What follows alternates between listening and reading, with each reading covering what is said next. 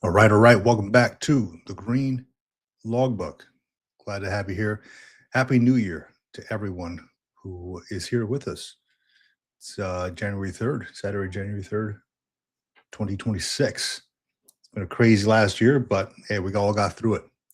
Welcome back. Welcome back. The comments are open here. I'll share this on the comments. If you want to jump on the live stream, please feel free to jump on the live stream.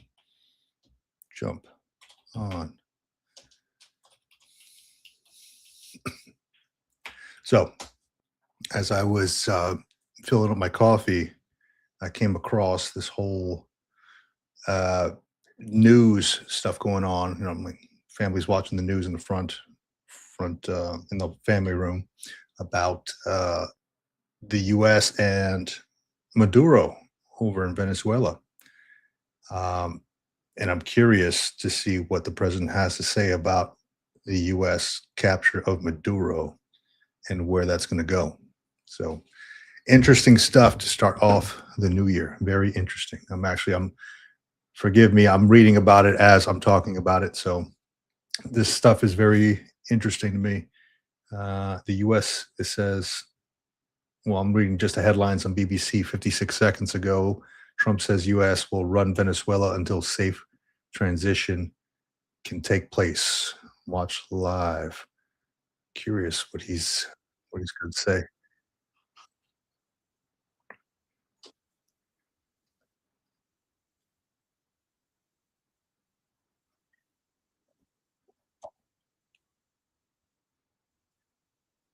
Well, I'll leave that for I was just listening to the president talk about, "Hey, Navy cop, welcome, welcome." Dude, I owe you an email, and my apologies on that. I'm way late on it. Um, you know, family stuff going on right now, but I will get you an email back ASAP. Promise you that. Um, how was everybody's New Year? Did you all stay up till whatever till midnight to see that stuff?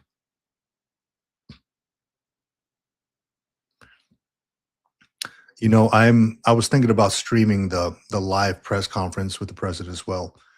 Um, However, I don't know. I'm on the fence about it. I'm on the fence about it. I just found out about it. I just got done with some PT. Was just uh, finished my PT shower. Quick run through the shower,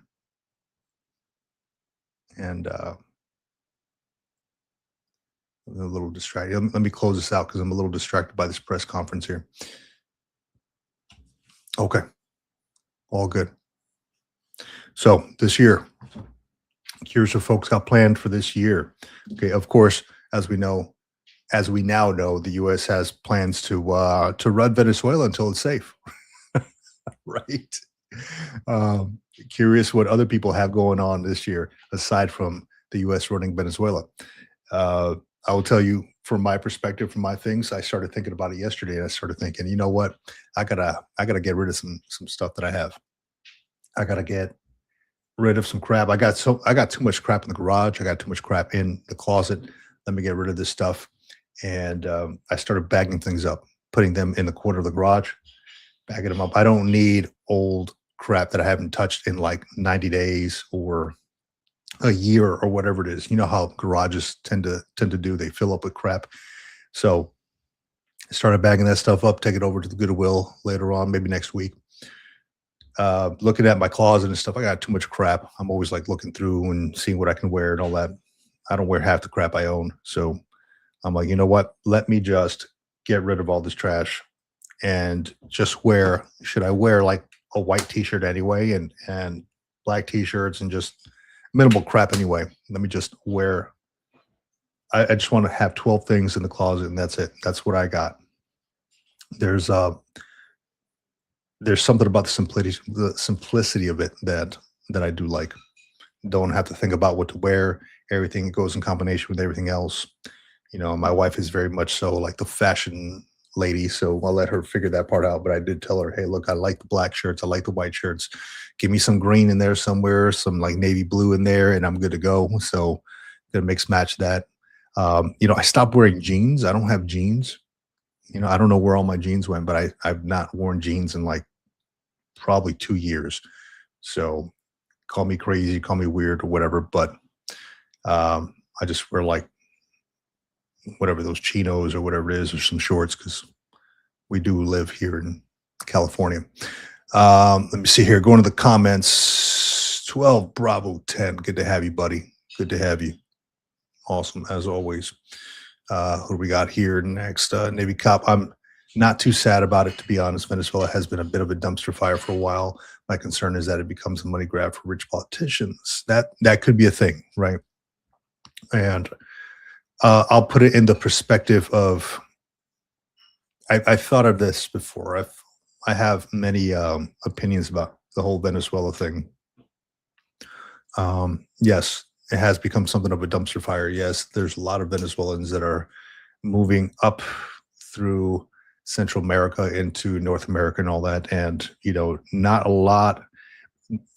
Same as any other place. Some have good intentions, some have bad intentions, or not so good intentions. I'll put it that way. But they do lack control. So I'm curious to see where this is going to go. Without having done more research on what just happened in like this morning, I can't speak intelligently on it. So unfortunately, I cannot give the group an intel brief at this time, but more to come on that as I dive deep into this stuff. Yeah, I agree. Venezuela probably needed a little bit of structure.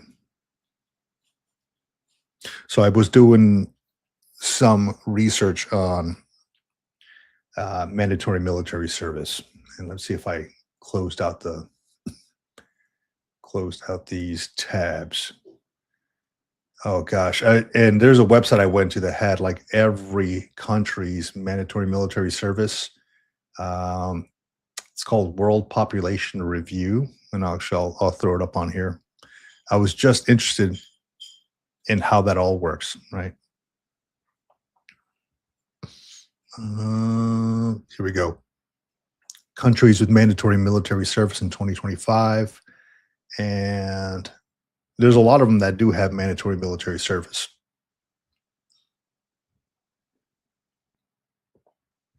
I don't know if, yeah, Venezuela is one of them. There, right there. Venezuela has mandatory military service. Forcible recruitment forbidden, but also citizens aged 18 to 50 must register for possible military training and service. Those who refuse forfeit many government benefits, including right to obtain driver's license and attend university. Would you look at that?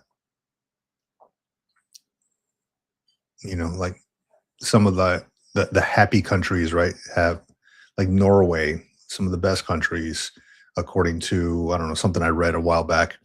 19 months mandatory, 12 months plus 4 to 5 refreshers for males and females aged 19 to 44, 18 to 55 in wartime. However, more than 80% are released from service. Yeah, well, a lot of them do have, like the United States. De jure, I think that means like, oh gosh, what I looked it up yesterday because I know it means like of the day, right? But legally recognized, let's see, no conscription currently active, but selective service retains right to randomly draft males aged 18 to 25 in time of need. So yeah, there's a lot of them that don't have mandatory military service. A lot of these countries like India, Nigeria, Japan, there's nothing on this stuff. So I was doing a deep dive on, what does that look like based on conversations that I've had. I know like Mario on the Battle Bean, right, had brought it up on last live stream that it would be hard in today's United States to have a mandatory military service. So what does that look like? How would that work? How would that look like in the United States? I was looking at like South Korea. They have I think the way it works over there is it's one culture, right? Over here in the United States, we're a mix of cultures. And somebody brought it up in the comments too. They brought up a good comment here. I want to bring it up on the live stream. It says, oh gosh, where is it?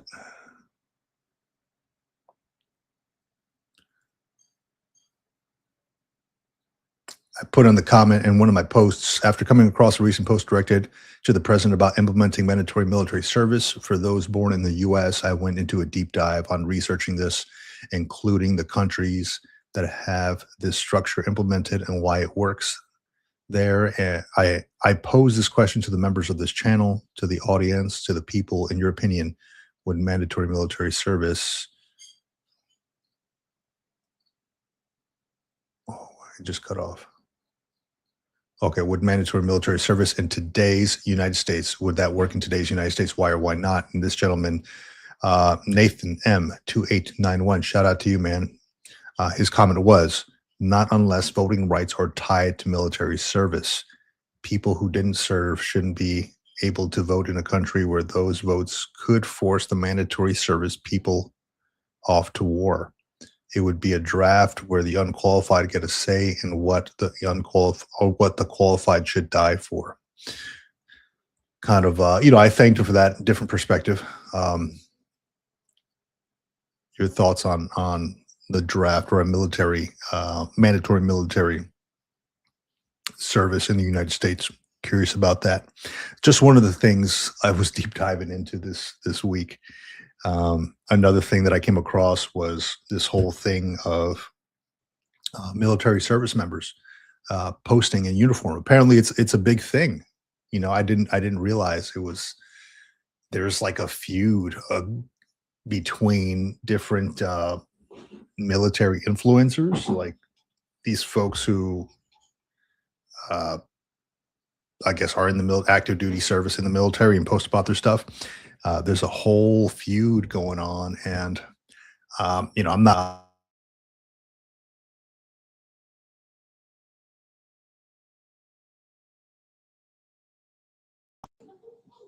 There we go. I do have some thoughts about the posting in uniform, and I'm curious to hear what your thoughts are, because when I started this channel, the Green Logbook, it took me a hell of a long time to build up the, I wouldn't say courage, but just the, I did a lot of research on social media. I consulted PAO. I consulted the JAGs that I worked with many JAGs. I consulted a few of them, and I asked them, "Hey, look, what can I say? What can't I say?" And it's like, "Yeah, don't sponsor anything. Don't you work for the government. You have to put this disclaimer in there, et cetera, et cetera." I'm like, "Okay, well, I can do that. That's easy." So I never sold anything really on the channel. While I was wearing the uniform, right? But I was very hesitant about getting on like doing these videos and talking while in my uniform, but I was simply talking about things that I was learning regarding my retirement journey. Even then, I was like, shit, I don't know, if it doesn't feel right wearing my uniform while I do this. And, sometimes I'd be in office and I think of an idea. I'm like, hey, let me just make it short real quick. Or sometimes I'd be at home. I already be, undressed or in my civvies and, or my regular clothes. Right. And, I'd make a video, but it was always something of a weird feeling making a video while I was in uniform. And then I look online, and these cats online brought us some good ideas. Like what? So there seems to be something of a double standard with some of these folks, where I think when some of these folks have acquired a large following, it could be a good recruiting tool for the military. So then they encourage them to connect with people out there. And now, correct me if I'm wrong, because I've not done much research on this. I'm going off of what these cats say online while they're kind of feuding.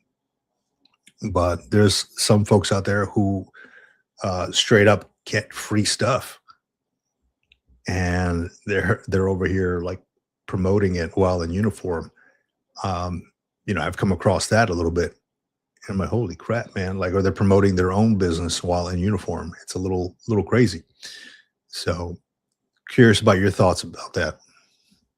Even like retirees, does it matter if you're retired or if you're out of uniform? If you're a veteran and you wear the uniform, I know there's like a social media clause on there, and there's a disclaimer that you have to put that my thoughts do not, my thoughts are my own, and they do not represent the thoughts or the DOD or the DOW or whatever. I know there's a clause that you have to put on there, but curious what folks' thoughts are on that, or if you've seen that around.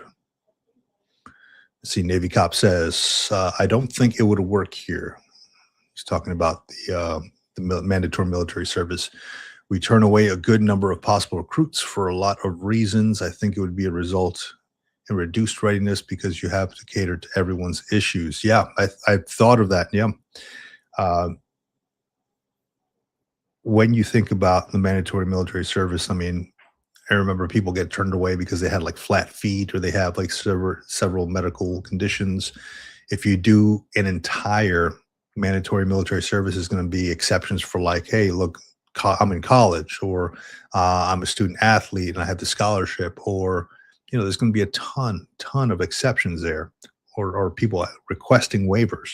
So I don't know if it would work here.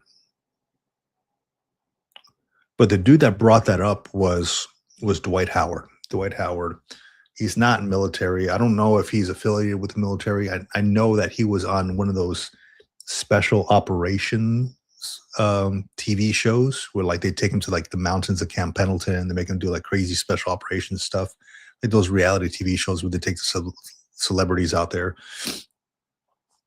And maybe just got a taste of that and decided, hey man, maybe this instills some discipline in me. Maybe the United States can use some of this.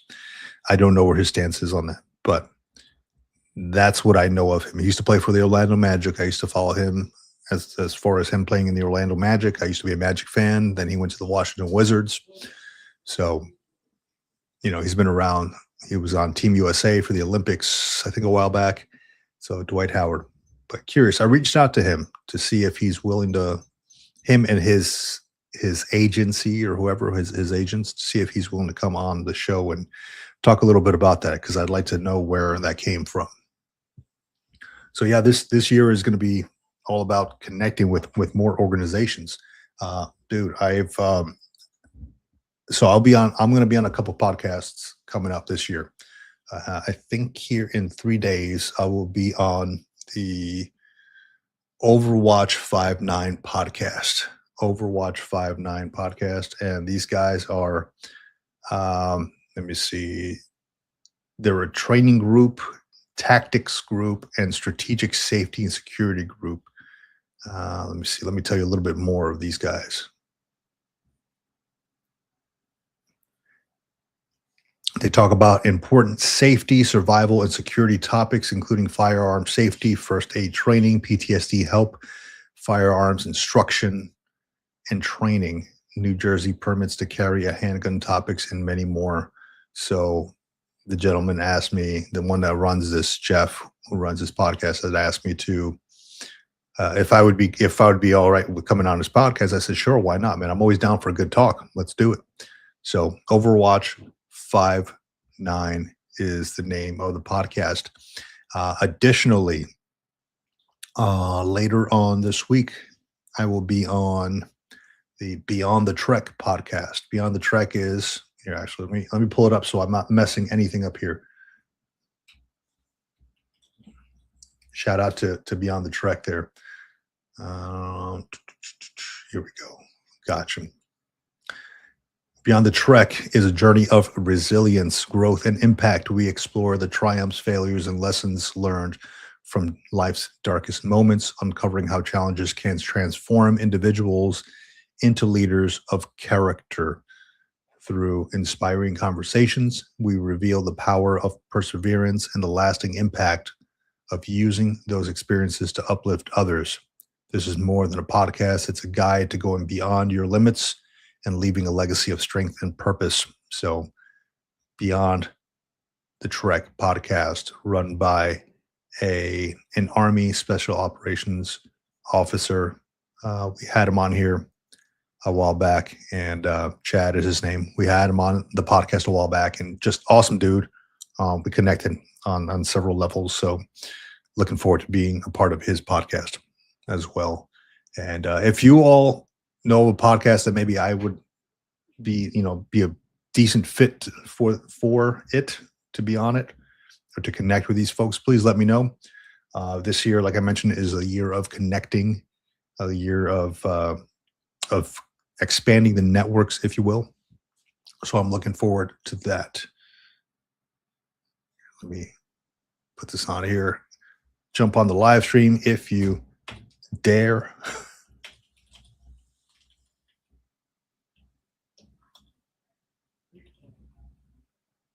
Let me put the link on here real quick. Ah, damn, dude. So I went for I went for some PT this morning. I went for some PT this morning, and with my boys.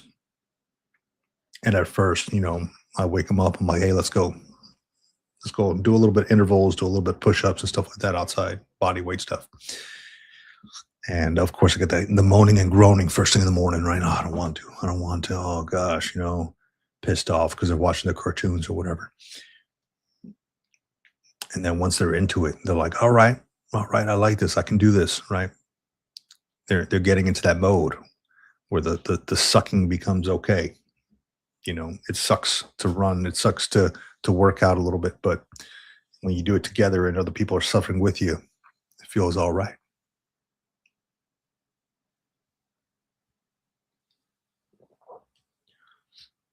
Feels all right. And then let me see here. I also connected with, oh gosh, what's the name of this podcast here? Or the where'd I put it? Is it here? No.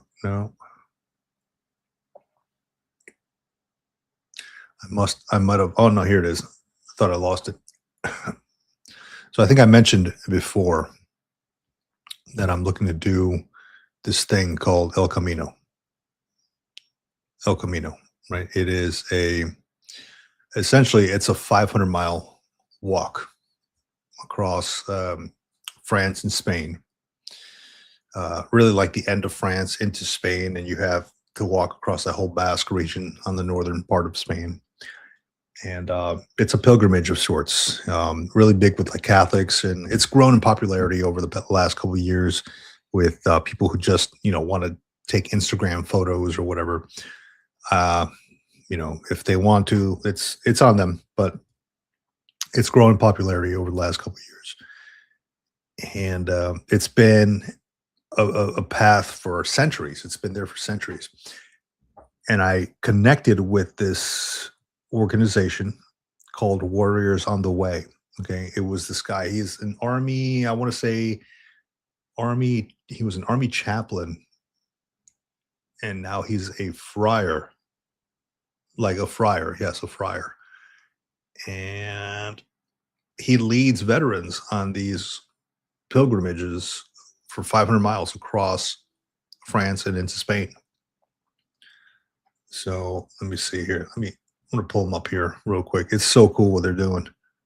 I connected with this guy. He's like, I would love to be on the show. So these are seashells. Something you give. It's like the sign of the pilgrimage, and these are cool photos from their times going out and doing it together. Of course, it connects to the Facebook, right? I don't want a Facebook. Let's go back. Where was I? There we go. So yeah, it's so cool what they're doing. I connected with this guy, and he's got his own podcast too. So I'm like, okay, well, let me check this guy out. Warriors on the Way. It's a 501c3 veterans organization. Definitely going to connect with these dudes and see what they're all about. It's run by Friar Steve Rindall, and you're basically doing a ruck march. It's a ruck march across Spain. So looking forward to jumping on with them.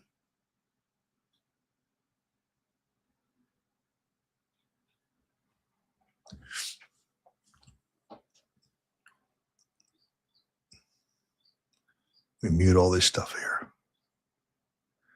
Of course, the U.S. Embassy warns against travel to Venezuela. No crap.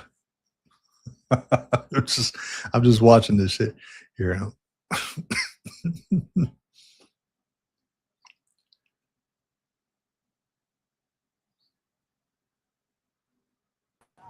This is some crazy stuff, man. Let me unmute this here.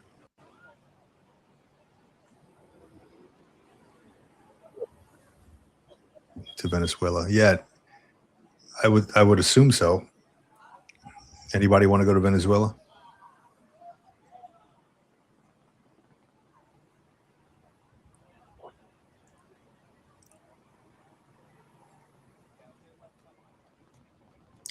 That's it. It's just like sounds of the flags flying. There's nothing else about that video. I thought they were going to say something. So yeah, let me know how your New Year's going. We're only day 3 in here into the new year. I'll tell you what, along with the connections, I did team up with some folks for this new year, and I'm very excited to have teamed up with them because they're organizations and companies that I really believe in. I really I've talked to the folks there. They're inspiring, and one of them is here. I'll pull it up on the site here.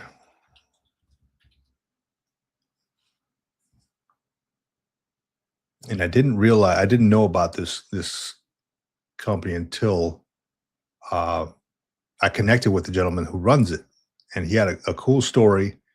And it's all veteran run, and most of his stuff, most of his franchises are all veteran run. I think I brought it up on here before. Like, if anybody's interested, like when they do their military to civilian transition, just was it getting into a franchise? This one may be a good one here. I was even thinking about it too if I could find some time. But this dude, Wild Bill's Craft Beverage Company, they're across the whole U.S. Very cool stuff. Veteran owned and operated. The gentleman is a Navy veteran, so that's his picture right there on the top left. They do private events and stuff like that. Very cool stuff. If you're looking to get into a franchise, they're looking to expand. So if you're looking for a good company to work for, this dude is like all in it. And a lot of the folks that he works with are veterans as well. So check him out. Wild Bills. It's called drinkwildbills.com. And he'll get you set up. Awesome stuff.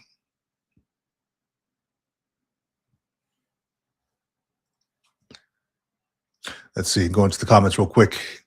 Navy Cop says it becomes a social experiment, which we have already seen in the past. But I'm a little more old school about it too. Dealt with bad conduct stuff in my job. Can't imagine everyone coming in. As far as the mandatory military service, yeah, I can see that. It's you bring up a good point. Can you imagine bringing everybody in to the military? People who don't want to be there, they're forced to be in there. As much as we see on the news, people like fighting back, and they're like, we don't like the government. I mean, you don't have to like the government, whatever. Different people join the military for different reasons, but can you imagine bringing so many people into the military who don't want to be there forcefully, and forcing them to to become a part of the unit or to do things that they don't want to do? That would be insane. And there would be a lot of administrative separations. There would be a lot of court martials. I think the legal system would be just drowning in these cases. As soon as people find out, hey, I only have to do I only have to get 2 page 11s or NJPs within one enlistment in order to get kicked out of the military. Yeah, it's not going to be for a good conduct discharge or an honorable discharge. You're going to get other than honorable discharge, but I can easily get out of the military. That's going to be their way out. The legal system is going to be, the military legal system would be just bombarded with these folks if we made the military service mandatory in the United States. What is this?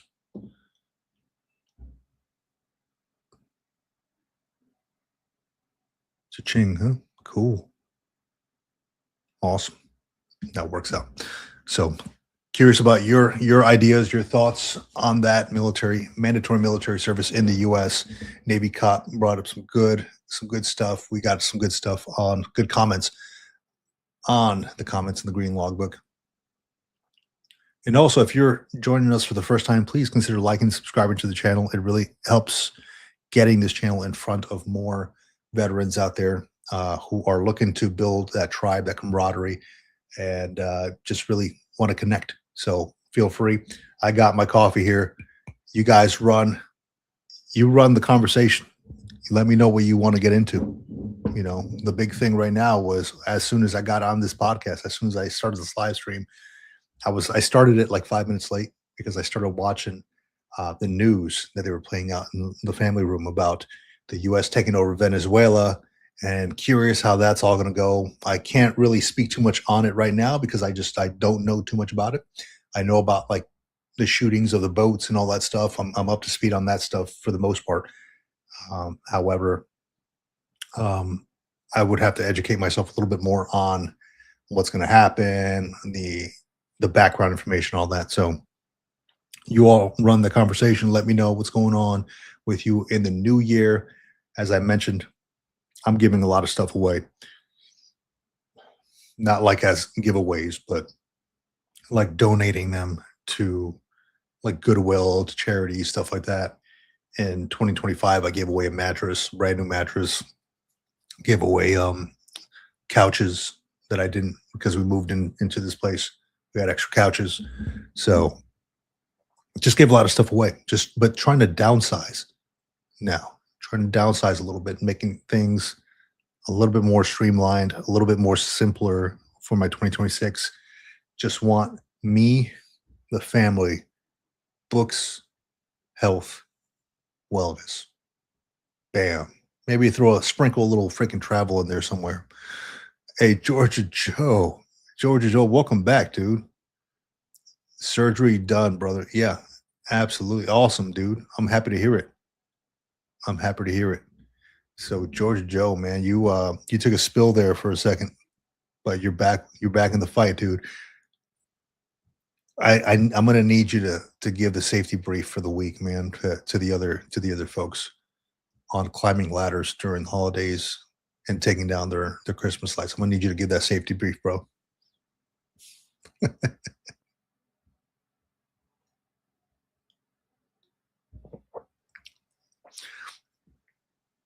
This here link in the comments. Feel free to jump on the live stream, talk about what you got going on for the new year. You all know me. I'm just trying to live simply. I don't want all this crap around me. So dude said, yes, sir. They put a screw through the backside and a plate on the front. So it's real stable. Holy crap, man. Gonna be walking around like Logan from RoboCop. Georgia Joe. Man, so yeah, Georgia Joe fell off a ladder like 8 feet, damn near almost broke his back or something. So happy to hear that you're okay in good spirits, man. A lot of people would not be in good spirits if they would have fell 8 feet and messed up their hip or back or whatever happened. But truly happy. I think it is all about that PMI, right? They taught me this a lot when I was in the Marine Corps. PMI, positive mental, or PMA, right? Positive mental attitude, and that's how you should go into a lot of things that you do. Like when we were at the rifle range, you say positive mental attitude, or else if you're pissed off, you're going to muscle the weapon, whatever. You're not going to get the shot that you want. Think happy thoughts, and that will get you to where you want to be, dude. You are thinking happy thoughts, dude. I love that. I'm like the $6 million man. I love that, dude. I love it. Well, if you're feeling all right, man, jump on the live stream, man. Let me know how everything's going.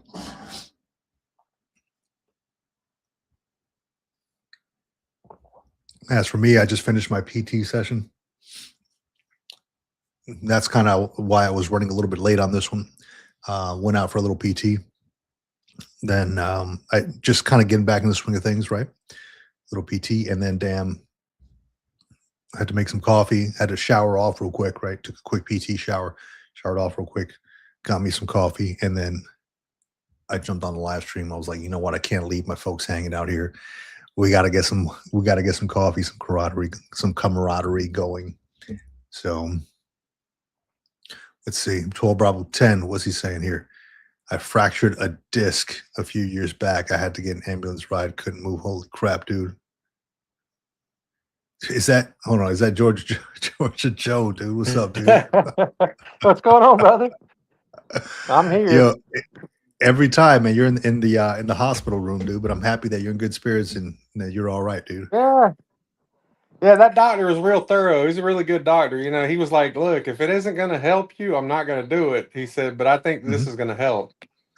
So Yeah, he went in and put a screw in to reattach the right hip to the spine and then put a plate in the front to cover up the other two fractures. It's damn. stable. I'm like, dude, I'm good. Yeah. So, can you feel that though? Like, I know you probably have some like some numbness there and maybe anesthesia. I don't know what they got going on, but can you feel those screws at all? No, not at all. Believe it or not, dude, Huh? I actually got up today. I was sitting in the recliner next to the bed. I was like, "Hey, that's a plus." Yeah. Hell yeah. Damn. I couldn't put no weight on it before, but now it's like, okay, So, how long before you go home? they're gonna send me to a rehab place right down the road from here Hmm. for 3 or 4 days, just so they can make sure that I can get around. And I'm going home. Yeah. So, I'm gonna need you to give that safety brief, man. Yeah, no more ladders, man. I didn't even Yeah. see the Stay away from ladder that. moving, dude. My neighbor said that I reached up like I was trying to grab the deck to stop myself from falling. Damn. He I thought said, of that too because we were taking down some of the Christmas stuff, and I didn't have to go very far up, right? But I'm like, I got a 1-story house, and then I was taking stuff down. Like, I don't want to take that extra step up on that rung if I don't yeah. need to. He said that he seen my fingers hit the baseboard on the deck. Oh, He said it was like I was falling in slow motion. I was like, well, yeah, it happens. God damn. Well, damn. I'm glad you're all right, dude. And yeah, maybe stay away from the ladders for the time being. Yeah. They give you any goodies there? Make you feel good? Yeah, they're alternating Dilaudid and oxycodone and tramadol. Oh man, But that'll make you feel all right. yeah, that they hit me with that Dilaudid this morning. I was like, "Hi everybody. How y'all doing?" Everybody comes in the room like, "Hi. Hi." That's good, dude. Oh, what happened there? Went dark. But I got disconnected there. We'll bring him back on when he gets back. Yeah, Joe, if you get back, man, just feel free to call back in, dude. I don't know, for some reason the screen went black there. So yeah, he did get some happy meds. And oh, there he goes. Oh man. I don't know what happened. The hospital's got some bad Wi-Fi. Okay. Again, not sure what happened. So yeah, that was Georgia Joe, man. He something happened with him. He fell off a ladder a while back, and glad to see he's in good spirits and back with us here. There we go. Let's try it one more time. Back at it. You hear me? It- it- yeah, somebody was trying to call. I hate those spam calls. Drive me crazy. Oh yeah, dude. I feel like it's happening more and more often these days. Those and Yeah. the Facebook stuff too. When I get these notifications on Facebook when I log in saying somebody's been trying to log in to your account, and then they're like from freaking somewhere in Africa or Middle East, and like I probably changed my password 12 times in the last week. I know, right? Well, The the pain in thing the ass. is, cybersecurity got defunded like $2 billion, so that's why all these Mm, jobs opened up for cyber. I'm like, dude, run that. I'll jump in the ring with you. yeah, hell yeah. Why not? Makes you think, right? If it's open, that might be the route you got to go in. I mean, you're already doing it, aren't you? Yeah. Oh yeah. Believe it or not, I just finished my first certification. I got a 90. I was like, that's passing. I'm good. Yeah, hell yeah. On to the next one. Did your neighbor ever But bring a laptop to you while you were in the hospital? yeah, he did. He did. Did you were you actually in class while you were in the hospital bed? Yeah, dude, it was funny as all outdoors too, because my instructor's like, "What are you doing?" I'm like, "I'm in the hospital." He's He's like, like, "What this dude is happened?" I committed. said, I tried to bungee jump off the top of the deck and it didn't work." Oh, But yeah, like this class is pretty good though. I mean, the thing is like people, the younger veterans, like I'm trying to help them through it because I'm like, look, man, I know you don't know technology. You were a neck down worker for a long time, so. But I'm like, look, this isn't as hard as you think. I'm like, you're doing it by yourself right now. I said, but when you actually join like a company, I'm like, it's a team. I said, it's like joining the military again, only you ain't got to wear the uniforms. So, there we go. My freaking mic was off, man. Every time I move this damn thing, I gotta get like a new connection. But yeah, I mean, there's enough videos out there on like oh, on YouTube. absolutely. You can learn that shit, you know. You can ask like I so there's this whole thing with AI that I've been getting into. And they're talking about how AI is taking away all the jobs, and like it's becoming more and more prominent now as we're like advancing more, you know. And I figured, you know, if you want to learn about it, there's going to be some point where you know the trades are probably a good thing to get into, you know, like Yeah. plumbing, building, or something like that. But at some point, I feel like AI would these folks would also benefit from AI. It's not that necessarily they're going to take away their jobs, but they would benefit from that as well. You know, when I have a question about stuff, either I Google it, I look at YouTube, or I ask Chat GPT really like, hey, how do I fix Yeah. this bathroom or something like that? And not necessarily that's going to take their jobs away, but it'll make them a little bit better, I think. Oh, absolutely. That's what my neighbor did, like to find the spacing for the deck boards. Hmm. He asked Chat GPT and it gave him the exact measurements and everything. I was like, see? I'm like, That technology isn't as bad as you think it is, but you just can't. You got to learn, like we talked before. You got to learn how to mhm. unplug and go touch the grass. Yeah, yeah, that's exactly what I've been doing, man. And this is how I opened up the show here was I'm giving a lot of stuff away, right? And not for any bad reason. The Right. last time I said that, I was I was a sergeant, and I told my master gunnery sergeant, my E9, that I'm giving a lot of stuff away. And he sat me down. He's like, "Is everything okay?" I'm like, "It is. I just got too much shit. You know, I moved into a smaller place. I just got too much stuff." He's like, "Oh, okay. Well, No. you know, I mean, you got to ask those questions when you're, you know, in that Oh yeah, leadership they're doing position." full mental health check. They're like, bro, Yeah, are you okay? Like, are you yeah. You're checking giving out all your on stuff us? away.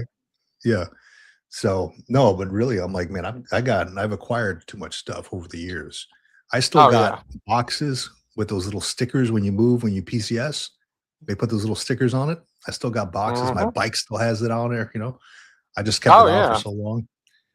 But I'm like, man, I just give me 12 things in my closet, like shirts, and I'm good because I wear the same shit every day.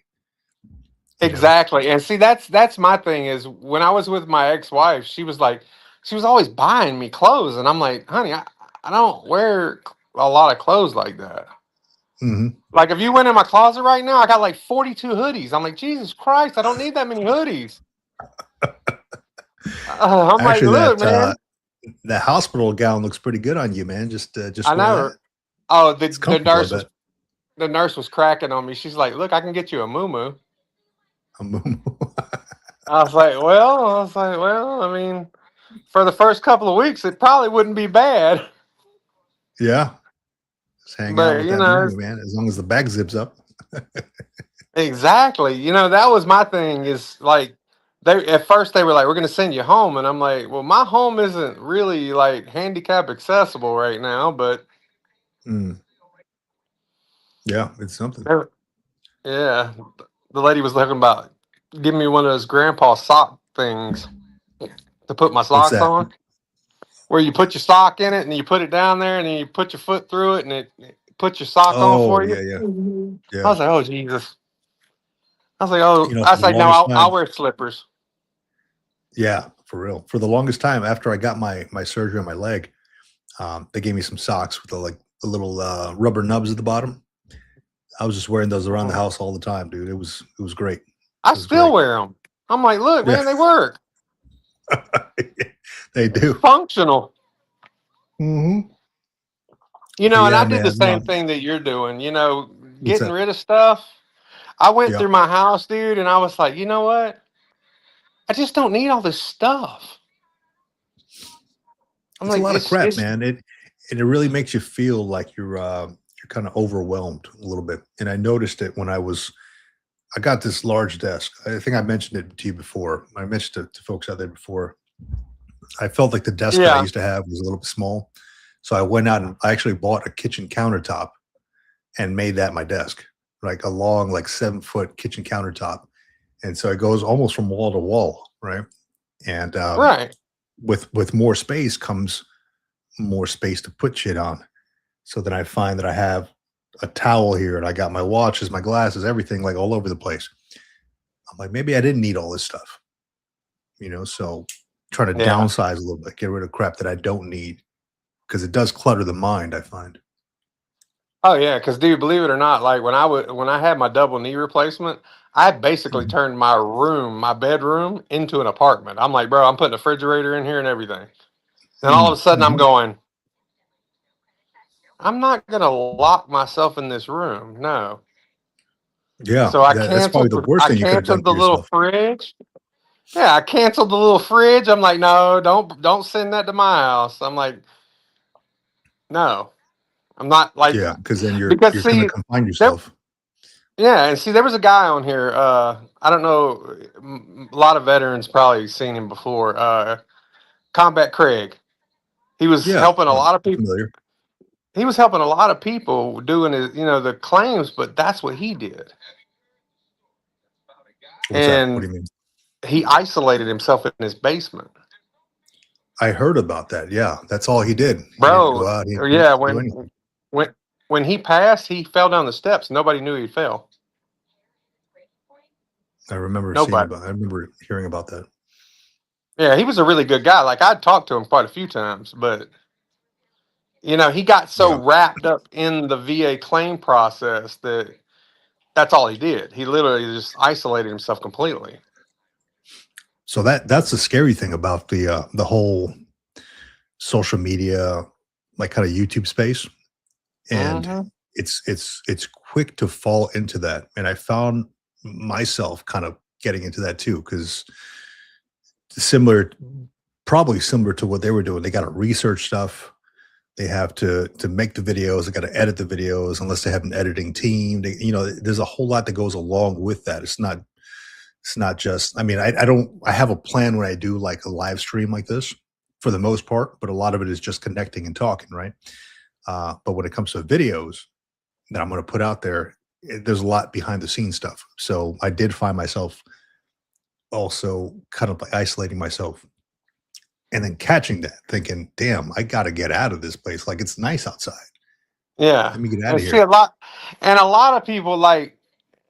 I mean, I get it. Like, there's every veteran's different, and I fully understand that. But I'm like, dude, when you isolate yourself from people in general, that's not good. That's really not good. Like this dude literally lived in his basement, and I was like, bro, you need somebody like a buddy check straight up. Like somebody needs to come to your house and check on you. Yeah, yeah. And he didn't have that. It was bad. I was like, golly, man. I heard that his so he was the Combat Craig face, but he was part of a bigger kind of company, Yeah. and they're still keeping his channel going because it makes them money, right? Yep. But even though he's not like, I mean, he's not here obviously anymore to be the face of that, but they're keeping his stuff going. Um, and I think I read it somewhere on Reddit. They're like, yeah, he was part of a bigger company. It wasn't just him. Yeah, It was it wasn't just him. The thing was is and it kind of pissed me off because Washington Post made those two articles about veterans Hmm. milking the system and all this, and they put his name in it. Mm. And I'm going, hold up, Yeah. that's not cool. So one of the other veterans that does the videos like him, Hmm. she sent him the email, and I got her email address. I'm like, that was not cool. I was like, that was not cool at all. I was like, the guy's dead. You're seriously making articles Yeah. about a Can't man defend that passed himself. away. I'm Right. like, that's not cool. But You know what I've been I seeing? mean, Go ahead. You get I what? get it. I mean, I get it. That he got tied up into it, and then that's the thing. Like me and you have talked before about it. You can Hmm. only do so much, and when you get too deep into it, like Yeah. it'll consume you. No, it will. It will. That's why you got to take a step back and take a break. Um, Big reason why they say, hey, the the the life, the work life balance thing. That I think that's where it came from. Right? The whole Yeah, burnout thing. Um, and that's something I think I experienced a lot of when it was 2 years before I retired and I was starting the retirement ramp up. And yeah, at the same time, I was like doing the investigations thing, and I was had to go brief the CEO on different things. It was a lot on my plate, I think, and a lot that I was trying to hand off because I was like, as I was ramping up towards the retirement, I'm like, I can't take all this on and go to these classes and change my mindset, right. right? Um, and then I started sweating. I was in my office, and I closed the door. I started sweating hard, and I didn't know what it was. Started getting tunnel vision, and then I went to my boss's office, and I'm like, "Hey, sir, hey, something's wrong," And he looks at me. He's like, "Vic, man, sit down. You all right?" So I sat on his couch, and he took me over to the Naval Hospital, and it was just kind of like a stress induced thing. I thought I was having like a damn stroke or something, but it was Yeah, I was taking too much on the plate, and I was like, all right. Well, the doc was like, told me, hey, take like a week of leave or something, and just go freaking hang out. Don't think about work or anything like that. That's what he recommended me. He gave me some meds and all that stuff. Talked to my boss about it, but dude, that's like a real thing, man. I was oh, absolutely. taking too much on the tunnel vision, the sweat, just like Yep. where the hell did that come from? I never got that before. See, I got that when what was it, back in 2023, I think it was. Because I Hmm. was trying to, we always put everybody else first. And I Hmm. was taking on everybody else's crap along with my own. And I ended up going to the hospital because my heart rate was up. And I was like, what the hell's going on? It's 198, my heart rate. Oh shit! I'm like, I'm fixing to Wow. have a damn heart attack. Yeah, So, that's no I'm good. like, the doc was like, he's like, look, he said, what else going on in your life? And I'm like, well, this, that, and then plus I'm going through my VA stuff, this, that. And he says, you got to stop taking on so much stuff. I was like, yeah, That's yeah. That's a big part of it, dude. I think it is. That and we're so like mission oriented, at least like mm, going from the military, and that's always been like part of the mindset that it's hard to let go of that stuff. I mean, yeah, I don't know about you, man, but when I was on terminal leave and I took like 2 weeks off of work, my first 2 weeks were just insanely boring. See, do we get it to move around a little I bit? already got it. You went with an occupational therapy? Yeah. Yeah, he ordered PT as well. All right. I'll be back, man. Yeah, yeah, do your thing, man. Take care of yourself. Yep. That was Georgia Joe. Had to talk to the nurse about what. So Georgia Joe, if you're just joining us, yeah, he had a little slip and messed up his back. Just called in from the hospital bed. So um, he's in good spirits. So it's all about the positive mental attitude. But yeah, Navy cop says, a buddy check. Shout out to Navy cop and buddycheckproject.com. He's doing some big things on that with that website, making it a resource for all veterans out there who maybe need more information on organizations, on military podcasts, and things like that. Awesome stuff. Shout out to you.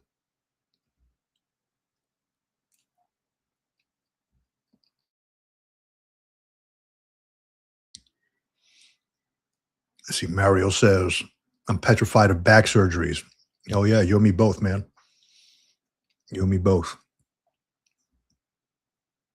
I hate going into the MRIs. Charlton Zimmerman says, Joe, just remember to stay away from MRI scans. I hate going to those MRI machines, man, because I got like wide shoulders, so I'm always like really snug in there, and I hate that stuff. So I have to go into the ones that where you actually sit in there. It's kind of open. I hate the feeling of being enclosed. See here. So yeah, here's a link. If anybody wants to jump on the podcast, talk a little bit about what's going on. Bam says, Jason Miyamoto, happy weekend. Happy weekend to you as well, brother. Happy you can join us on this Saturday, January 3rd. How's everybody's New Year? Did everybody stay up until midnight and see the ball drop and all that stuff? Around my area, there's a bunch of like fireworks going on. So overheard those, dogs going crazy and stuff. Nothing too much near me, so it wasn't like all crazy, but I know there's a couple of Vietnam veterans nearby, so I'm wondering how that kind of affected them, if anything. Harley for Bill says, MRI tubes make you question if you're claustrophobic. Yes, I went and won. I have not had that feeling of claustrophobia before, and I've gotten MRIs before, many, many years ago, but for some reason I went in one like 3 years ago. And I was like, no, this ain't it. I went in there and started like closing in on my shoulders, the things right here. And I'm like, holy shit, I can't do this, man. So I went and found another one that where it was actually kind of open, like almost like a hamburger type of deal. And that one felt okay. But the tubes, hell no, man.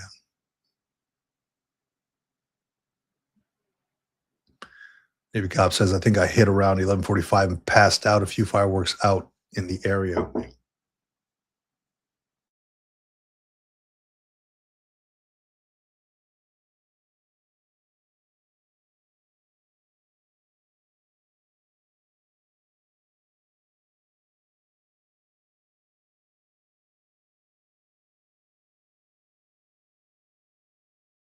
Of course, I'm on mute. Getting my second dose of coffee here. Question was, has anybody ever had one of these Georgia coffees? I started drinking these when I was in Iwakuni, Japan. You can get them anywhere in Japan, right? And like those little vending machines out in town, at the store. And where was I? There was a little spot called Yume Town. We used to go there all the time and pick some of these up. I used to buy them by like the case loads, man. These are so good. But they're like a little latte type of deal. You can get them cold or hot. Good piece of gear. Always keep those things around.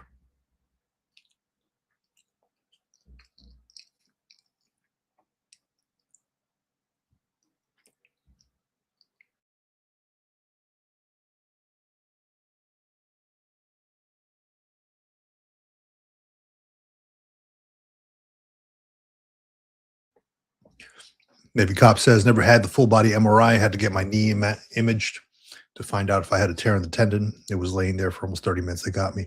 Yeah, it is a pain in the ass, man, laying there. But I did have to get the full image MRI at one point because they had to do something on like my back. And can't do it, dude. Can't do it. I never thought myself as claustrophobic until that point in time. And I was like, I went in there, closed up.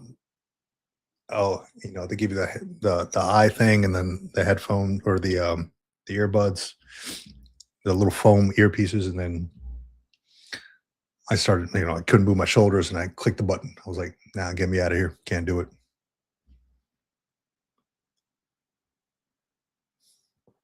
Additionally, I did find also that I don't like those flight simulators that kind of spin you around. So they had one here nearby, and I took my kid there. I thought it'd be cool. I was like, "Oh, flight simulator, cool." It's one of those ones where they actually like go up and then you can twist and them and all that. And I told my kid as we were going up, I was like, just take it easy, man, for the first like minute. See if I like this thing. Of course, we go up and it looks real, right? Like a simulator. And of course, my kid's like straight goes into like barrel rolls and spinning. The shit's going in upside down. And I immediately like, nah, dude, I can't do this. My stomach ain't ready for this. Told him to get me out of there. So yeah, can't do those barrel rolls in the planes. Civilian MRI, they give you earbuds with music. Man, which civilian MRI did you go to, man? They just gave me the earbuds and nothing else. And like the eye thing.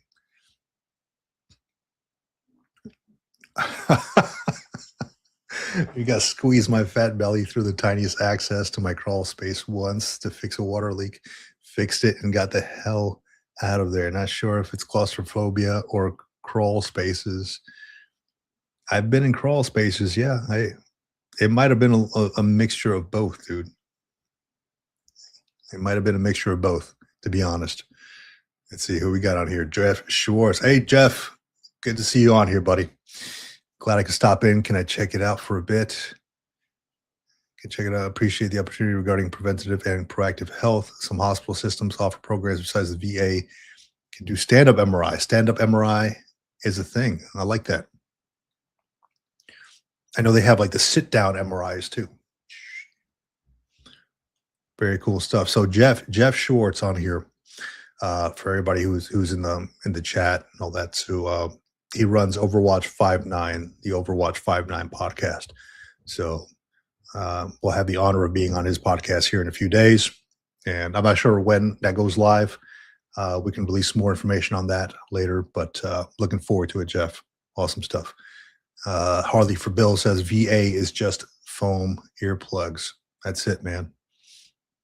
That's it. I think that's all they really gave me, just foam earplugs. That was all. Let me share this on here.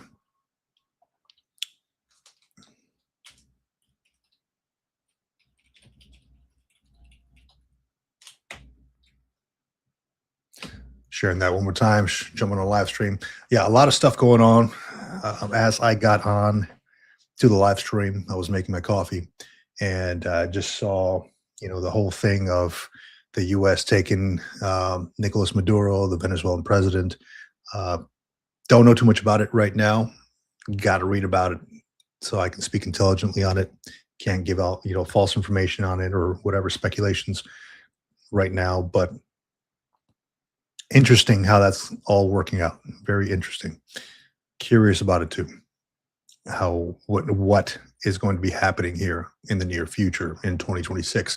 It is ramping up to be a very eventful 2026. I will say that if that's how we're kicking it off.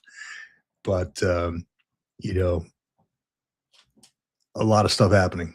A lot of stuff. Just give me a week to research this stuff for a few days, and then I'll release something on it most likely on the events.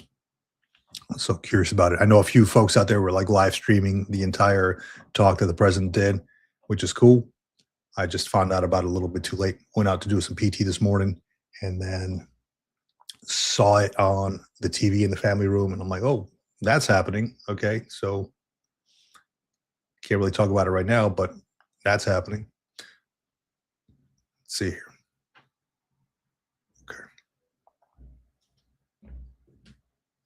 Aside from that, 2026 is bringing on more connections with organizations, more connections with nonprofits, with companies, things like that. Working on a video about mandatory military service based on a tweet or I don't know, some kind of message that was sent over to the president. It's just got into this whole like I got into like research mode, deep diving. I don't know what you call it, but it was just kind of like turned everything off, started reading about mandatory military service in this country, in other countries, how it works, why it would work in the United States, why it wouldn't work in the United States, how and why it works in like South Korea or places that do have mandatory military service. Um, I don't know. I just get into these modes and I'm like, shit, I got to take a break from this because I've been reading. My eyes are stinging and they feel like they're going to bleed. So I get into these spurts of research modes. Let me see. Let's go to the comments here really quick. Jeff Schwartz says, reminded me of El Chapo picks, and we will see how it goes. Oil, natural resources, and obviously the drug trade. Yes, absolutely. All that is all that is happening. Without knowing more, man, I wish I could speak on it a little bit more, but yeah, I'm curious to see where it's going to go. Mo Perspective, welcome back. How is everything going? I enjoyed your live stream the other day, Mo. Very cool stuff, man. I love the interaction with you and the comments. Very cool stuff. It was very relevant things. Especially, it got me thinking about, how we as men, men these days, what they're lacking to become like the complete person, right? As far as being fathers, as far as being mentors, things like that. So very, very eye opening. I appreciate that.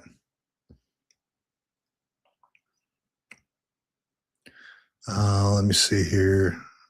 Harley for Bill, 3 days of retirement after a year-long DRP. Yes, sir. DRP did us well, didn't it?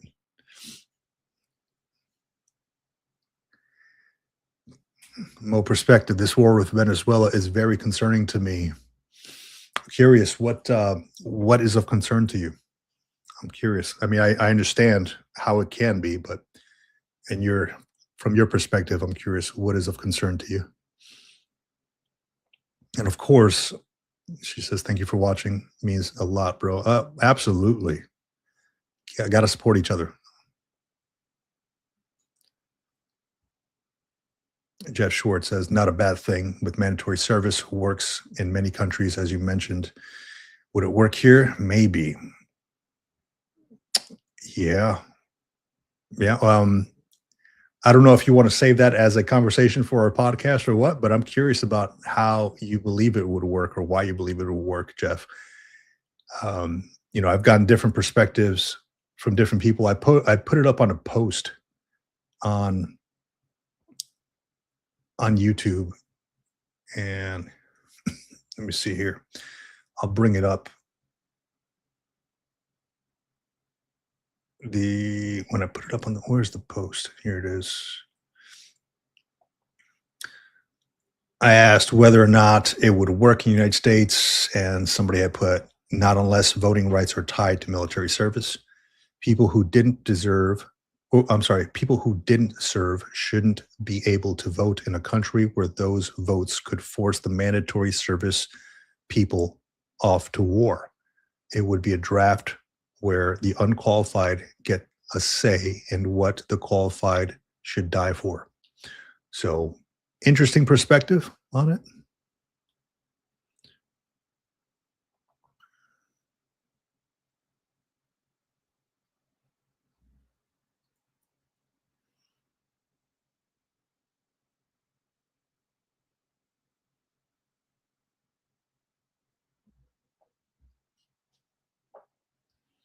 Let's see, Harley for Bill, retired early, then later from a twice retired CW3R. My man.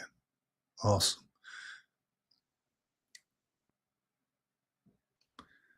Congrats. It's not a war. Mo Perspective says retaliation, I think. Okay. I can see that. From who?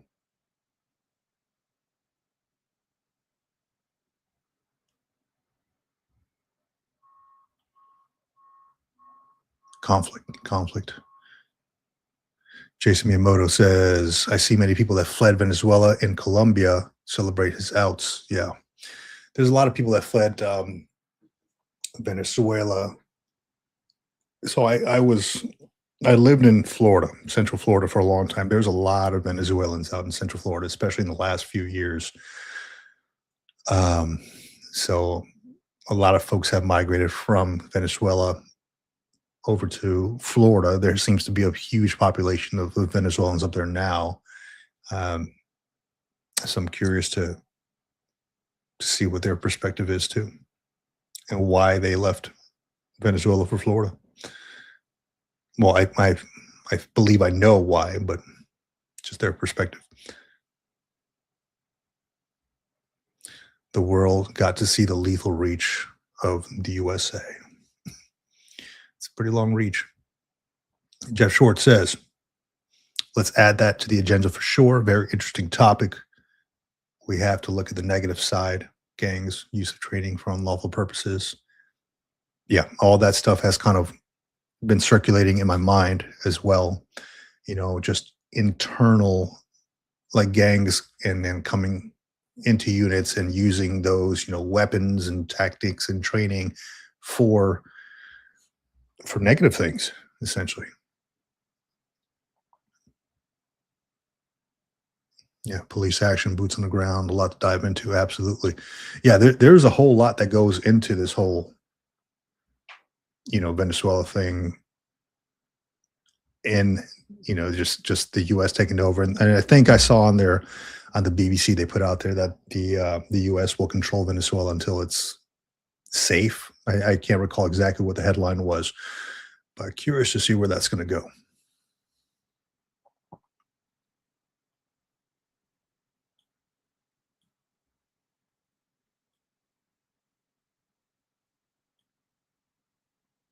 Yeah, a lot of good perspectives on here. And, you know, I don't, without having done more research on this, yeah, oh my God, the BBC. It was the first thing I saw on there, man. I just clicked on it. It could have been either way. I don't even know who to see. I don't even know who to look at anymore. So I read a lot from a lot of different news outlets just to kind of make up my own decision. Because, you know, people sway things one way, sway things the other way. I don't know. I'm curious, like who is it that you watch, Jason Miyamoto? Who is it? Who is the outlet of your choice? What is the outlet of your choice?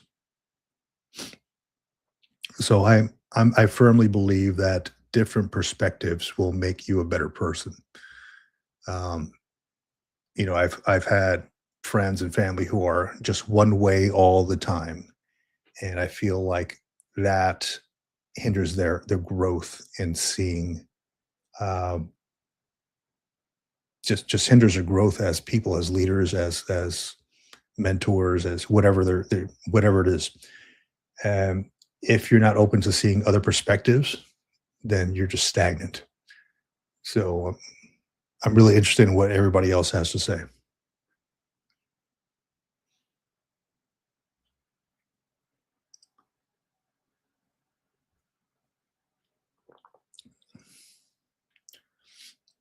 You know, and I've had Facebook for quite some time. And as I mentioned it many times on this channel, I've taken it off of my my phone.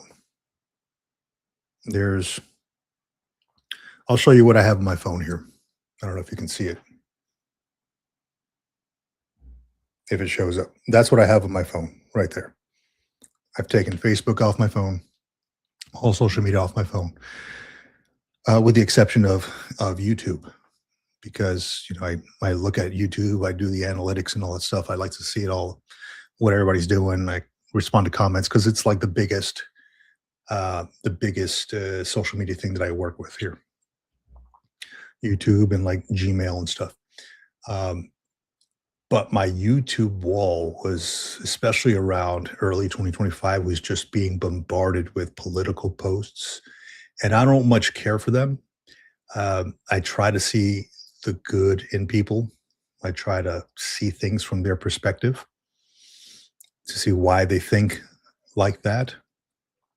And And when I would pose questions, just questions of like, hey, think about it like this. What if this was like this?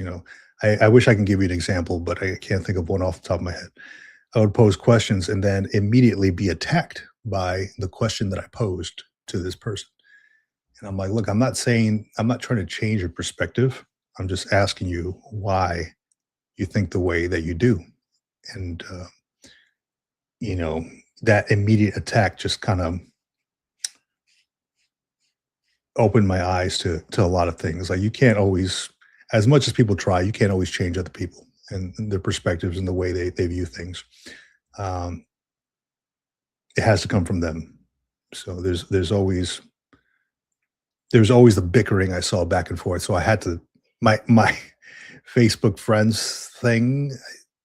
I just had to cut so many people off that thing. I had like 600. It's down to I don't know 400 people. I was like, it was getting tiring to see.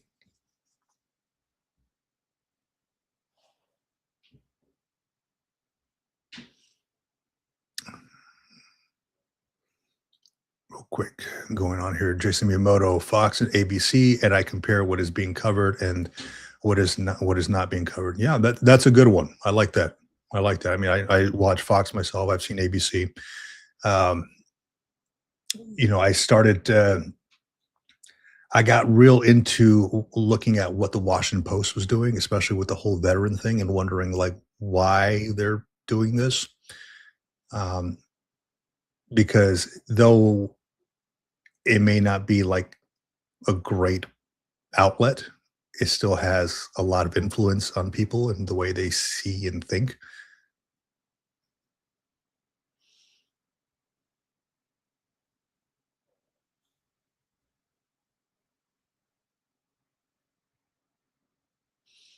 See here.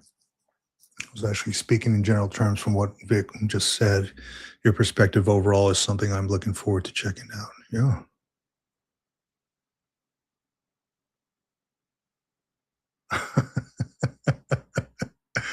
Asking and then getting attacked shows that person has nothing of substance to add. Yeah, I can see that. I can see that.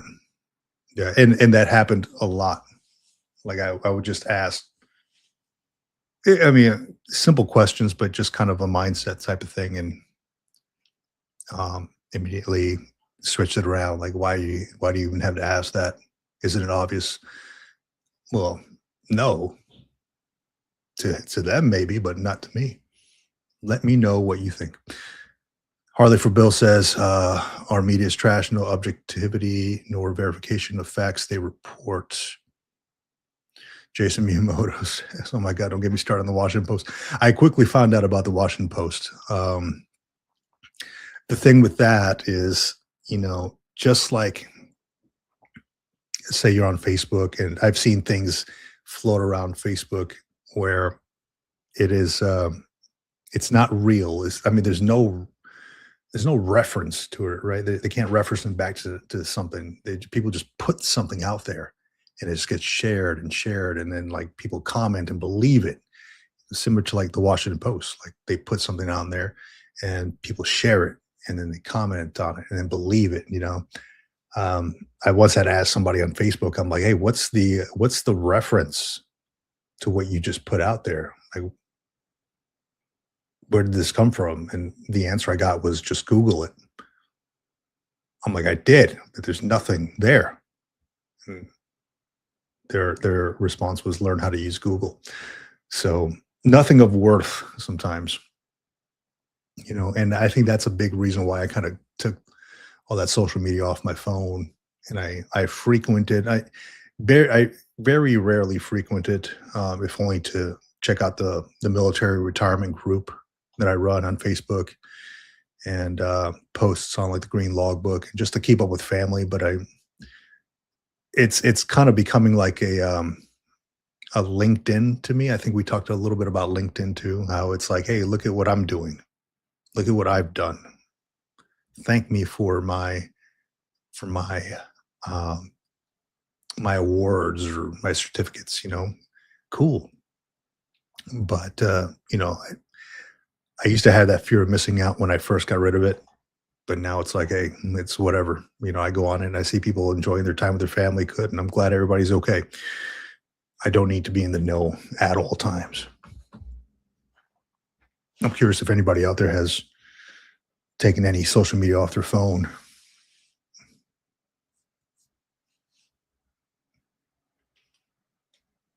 A lot of good comments, a lot of good stuff in the comments. Thank you for everybody for sharing that stuff, your perspectives on things. Sharing this link here, jump on the live stream if you would like.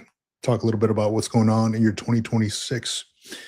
Any plans, goals, things like that. For me, I'm connected with a lot of more organizations. Like I mentioned, I will be on Jeff Schwartz channel, Firewatch. Oh, excuse me, Overwatch 5.9. I will be on Beyond the Trek, run by an Army Special Operations officer here pretty soon. Talking about life, leadership, all that good stuff, mindset. Let me see. Connected with this other gentleman who was a Navy, or excuse me, an Army chaplain turned friar, and he runs Warriors on the Way organization, a nonprofit organization, and essentially he takes people on these pilgrimages. Excuse me, he takes veterans on these pilgrimages from France to Spain on what's called El Camino de Santiago de Compostela. So it's a pilgrimage. It's the Way of St. James. There's a lot of YouTube videos. There's a movie on it with Emilio Estevez and his dad that they made a while back, a couple years ago, which kind of popularized the walk. But I had a book list that I put out there. I put a whole reading list video out, and one of the books was Walking with Sam, and it's based on this actor Andrew McCarthy, who we might have known from, you may know him from Weekend at Bernie's. He was Larry on Weekend at Bernie's, the shorter blonde guy, and he walked that Camino with his son. And I'm like, okay, well, that kind of resonates with me because I plan on doing that with my son this year. So big reason why we're out there training. So kind of opened my eyes to that. But I'm connecting with a lot of folks, reached out to folks who have sent messages to the president to see what their perspectives are and see if they want to come on the channel. You know, so the year of connecting. I really like this. Let's see. Going to the comments here real quick. Jeff Schwartz. I use LinkedIn for networking. I always advise no other form of social media. Yeah. Curious, Jeff, why do you advise no other form of social media? Navy Cop says, I use it to advertise for the site, Insta, Facebook, etc., but I browse Facebook for only a few minutes, only if that is falling to side. So many AI crap posting coming out now that it's not worth the time. Yeah, I agree. Half the posts I see on all these sites, on Facebook, on LinkedIn even, all that stuff is AI. And I can foresee that because I've used that prompt before. I've tried it before, and I quickly thought to myself, this feels fake as hell. Why are you doing this, Vic? The prompt is create me a LinkedIn post touching on leadership, mentorship, blah, blah, blah, blah. Should be this, touch on this, and then it'll spit you this whole thing out. It feels fake as hell.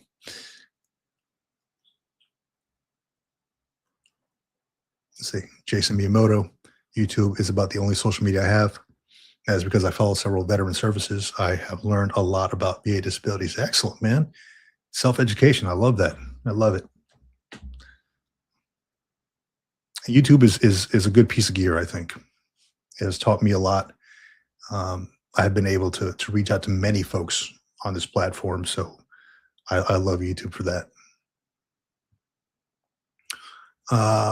Jeff Schwartz, my pleasure and an honor. I appreciate what you do for the community. Networking is so important. Absolutely, man. It really is. In reference to law enforcement and recruiting, I mentor and advise those who enter into the field. Social media knocks out quite a few immediately. Whoa. Is it because of what they post on social media that it disqualifies them? Is it about who they're associated with? Curious.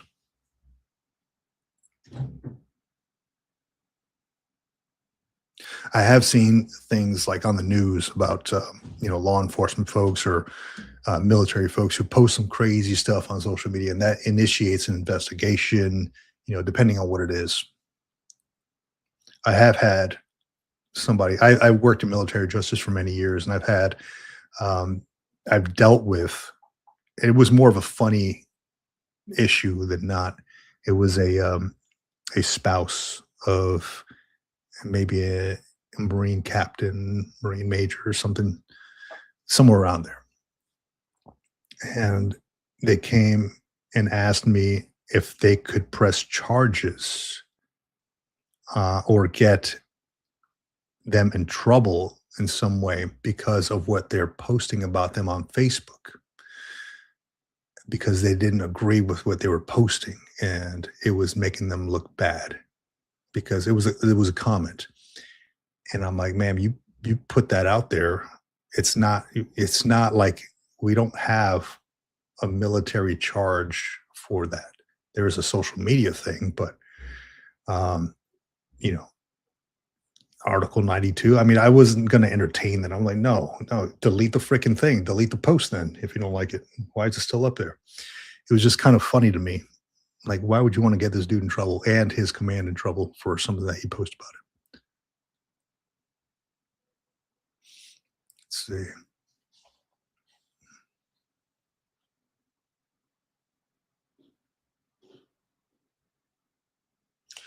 Andres Luna, I'd love to call in and talk about Venezuela. Sure, man. If you want to talk about it, like I mentioned, I'm not well versed in what's happened. As I was making my coffee this morning, I walked into my family room and I saw that my wife was watching what was happening in Venezuela. And that's the extent of it. Like, I've not researched any of it yet because I'm on the live stream. So, I mean, if you want to talk to us about Venezuela, that's fine. But I won't have much to add on that. Not until I educate myself a little bit to be able to talk intelligently on it, because I don't want to just put out things and speculate on it without knowing what the facts are.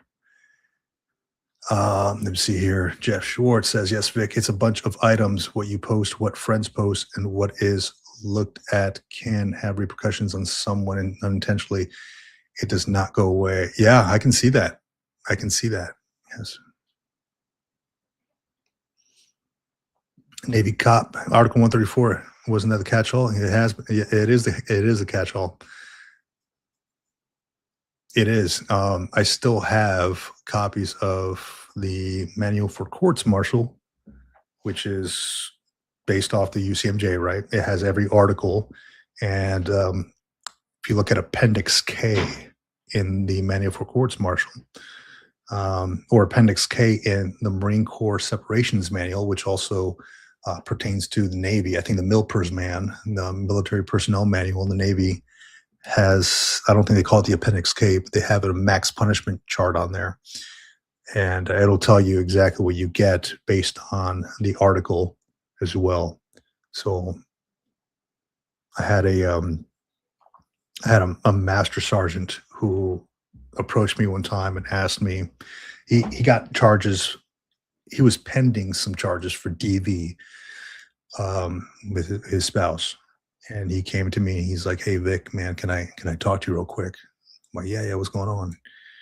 And he's like, hey, what's the, you know my situation, right? I'm like, yeah, I know your situation. I haven't seen your investigation, but, for the most part, I kind of know what's going on. And he's like, dude, what's the max punishment for DV, for assault is what it was. And he's like, and I looked at the max punishment chart. And I'm like, immediately it tells you like what the maximum is, right? It never is the maximum, but I'm like, it says death. And he's like, what the I'm like, calm down, dude. You're not going to get death off of this. It's probably going to get, obviously it's going to get pleaded down. You're probably going to get something way, way less than this. It's just his reaction was kind of hilarious. Like, death? What? Oh, man.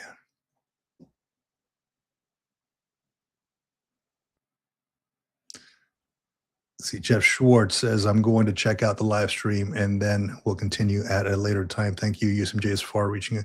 PCD, look out. DV is trouble for vets. And yes, it is very much so. Anubis Moon, welcome to the chat.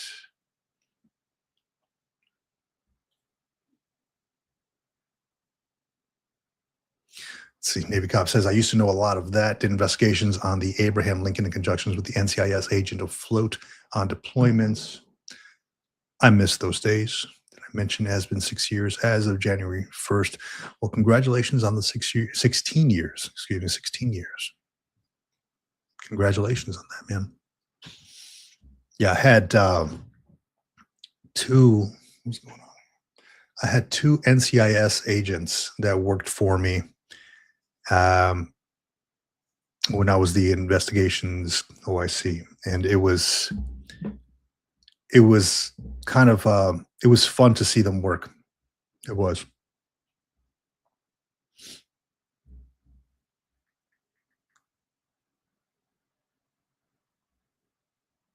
Give me a second here.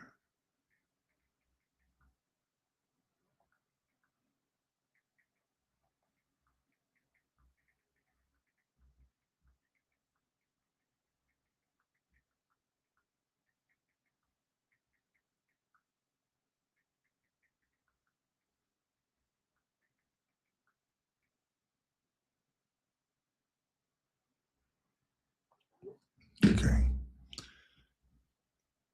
Jeff, yeah. Great having you on here, man. Thank you for the conversation. I look forward to talking with you on the podcast. Thank you for stopping by, man.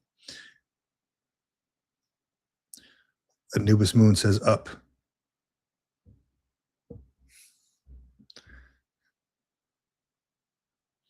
Oh, okay. Jeff Schwartz, death. That comes with the aftermath of the divorce.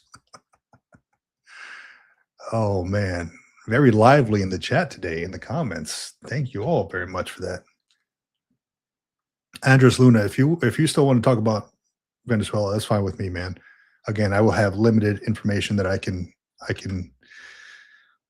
help out with, being that I've not heard any of the press conferences, don't really know what's going on with it. Haven't seen any footage really on what happened of Maduro or anything like that, where they're keeping him, what they're doing with him, etc. So we'll have limited information, limited input that I can give.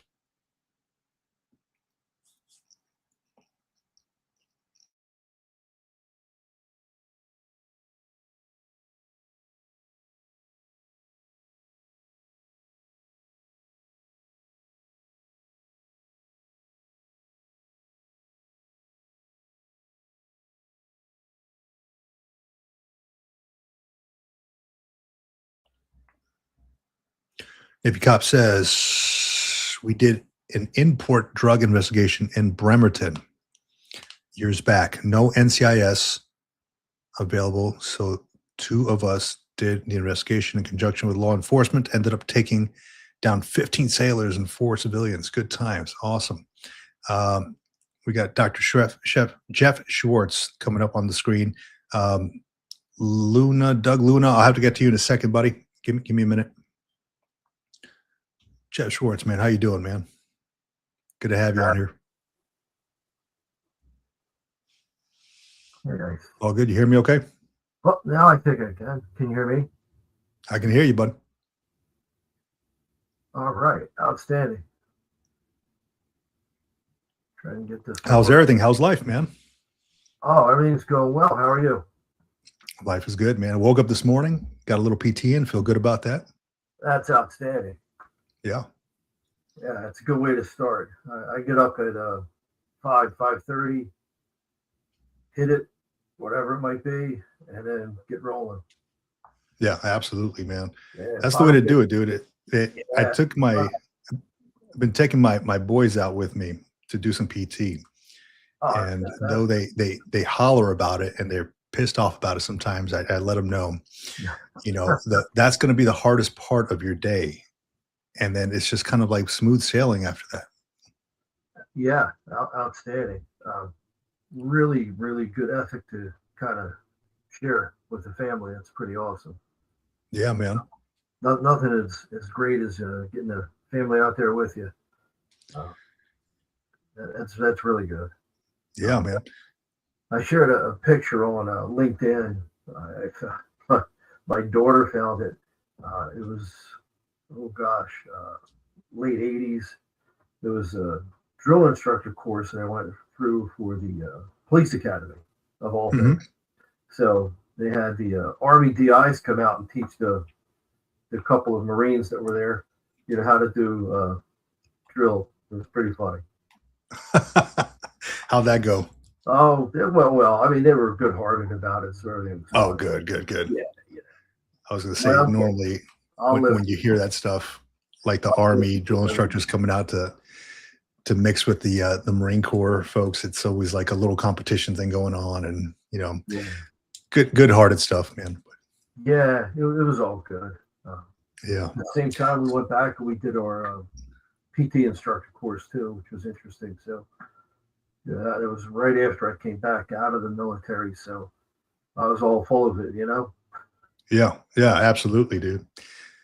Yeah, So I'll be on your podcast here in a few days. yeah. And I'm looking forward to it, man. I was just listening to one with a gentleman talking about gosh, it might have been the last episode you did. Okay, so that was And probably with Dr. Dave, who has the Men's Health. this sounds right. Yeah. And he mentioned that somebody, I don't recall, because you have the podcast with somebody else as well, right? You host that with somebody else. Steve, which is that side, he's got the Martel training group. So we got Gotcha. a course through his YouTube. He's got a little bit of a following on YouTube, and we have a course that runs through Steve. So he was on there too. Sometimes he can make it, sometimes he can't. So that works out. I was trying to just review. I have a couple of really cool people coming up. One really neat podcast, if you're interested in use of force, is with Dr. Marty Greenberg. It says Dr. Marty. Check that one out. I actually just sent that to Brian Baxter, who is the CEO of Force Science, and he wrote back and he enjoyed listening to it, which was great. I have him actually coming on the 5th. Victor, you're coming on the 6th, so that's great. Okay. That's right. Yeah. It's just taking me a little bit of time to do some editing, as you know and understand. Just trying to figure that little piece out. Sure. I'm going to have to invest in some software, which I don't want to spend any more money, but it's probably going to have to happen.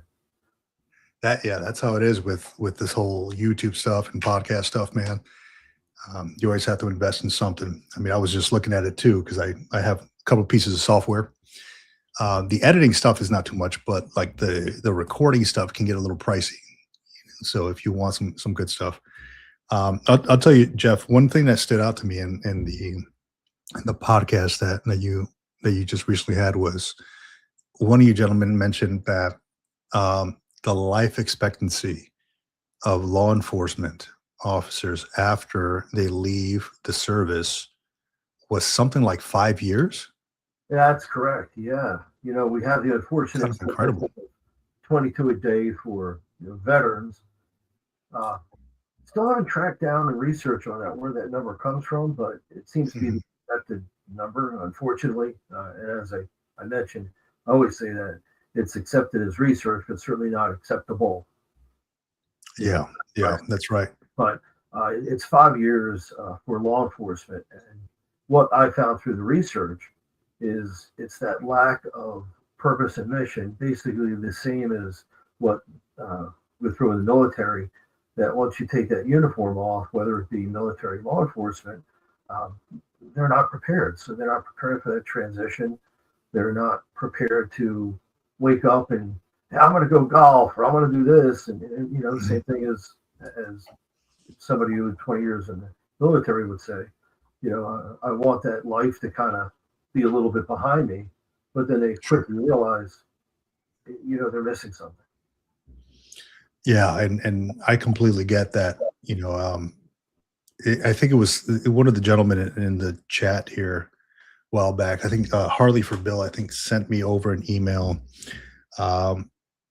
with, it was like a timeline depending on when you leave, when you stop working, the expected life expectancy, I suppose, of somebody after they leave, not necessarily the military service, but working. And through talking with a lot of veterans on this channel, Military Retirement Podcast, and just speaking to folks in general, when I go out, when I go to like VFW and stuff like that, there's a reason why people want to connect with other veterans, that sense of camaraderie and tribe, right? And there's a reason why a lot of folks isolate themselves when they're not around that. And been doing a lot of like reading about that because it just interests me, right? I'm kind of like in that space now. And it's a very real thing that when you don't have that camaraderie, when you don't have that tribe, it doesn't work out well if you're just sitting inside four walls and you don't have that. Absolutely. And that's where we see it turns to drugs, alcohol, unhealthy behaviors, leads to just some bad things. So that's those pillars that we talk about, where you have to have, your financial, your mental well-being, your family, spirituality, whatever that might be. But they all kind of need to meet, and missing that fraternity or sorority, depending upon, brothers and sisters. It's tough. It is. I found that there is, like, I was good physically, I was doing well mentally, and there was that void within me, and it was a spiritual part, because I've never been very religious or anything like that. So it was a spiritual part, and I found that just joining a local church and finding a group of people who had a combined sense of purpose, it like helped me a little bit to get out of that funk that I was in. And not to mention that the majority, a lot of folks that were in that church were, former Marines. But there's a Navy SEAL dude who runs like the kids program there. So Cool. retired Navy SEAL guy. So I'm like, okay, well, cool. A lot of these folks that I can connect with, which it kind of, it opened up new doors when I was in that, feeling that kind of funk after I left service. Because, there is that feeling of void. And I find that, channels like what we're doing here, just connecting with folks over some coffee, over some talk, just kind of opens doors to help people come on the channel to talk a little bit about what they got going on. It may not even pertain to anything that I'm talking about that day, but I'm like, hey, dude, I'll hear you out. Bring up the topic. Let's talk about it. Yeah, as you mentioned, it doesn't really even matter if we get them to engage in some sort of dialogue, and then potentially they can open up and get to the right resource. That's awesome. Yeah. And I did some great networking just from Pedro. Pedro's been awesome. Yeah, I met Charles. So met Charles, and then he introduced me to who else was that? I forget his name. I just spoke to him yesterday. Real good dude. Also another Marine. Anyhow, they're looking at some initiatives, and they were kind enough to want to loop me in on that. So that's pretty cool.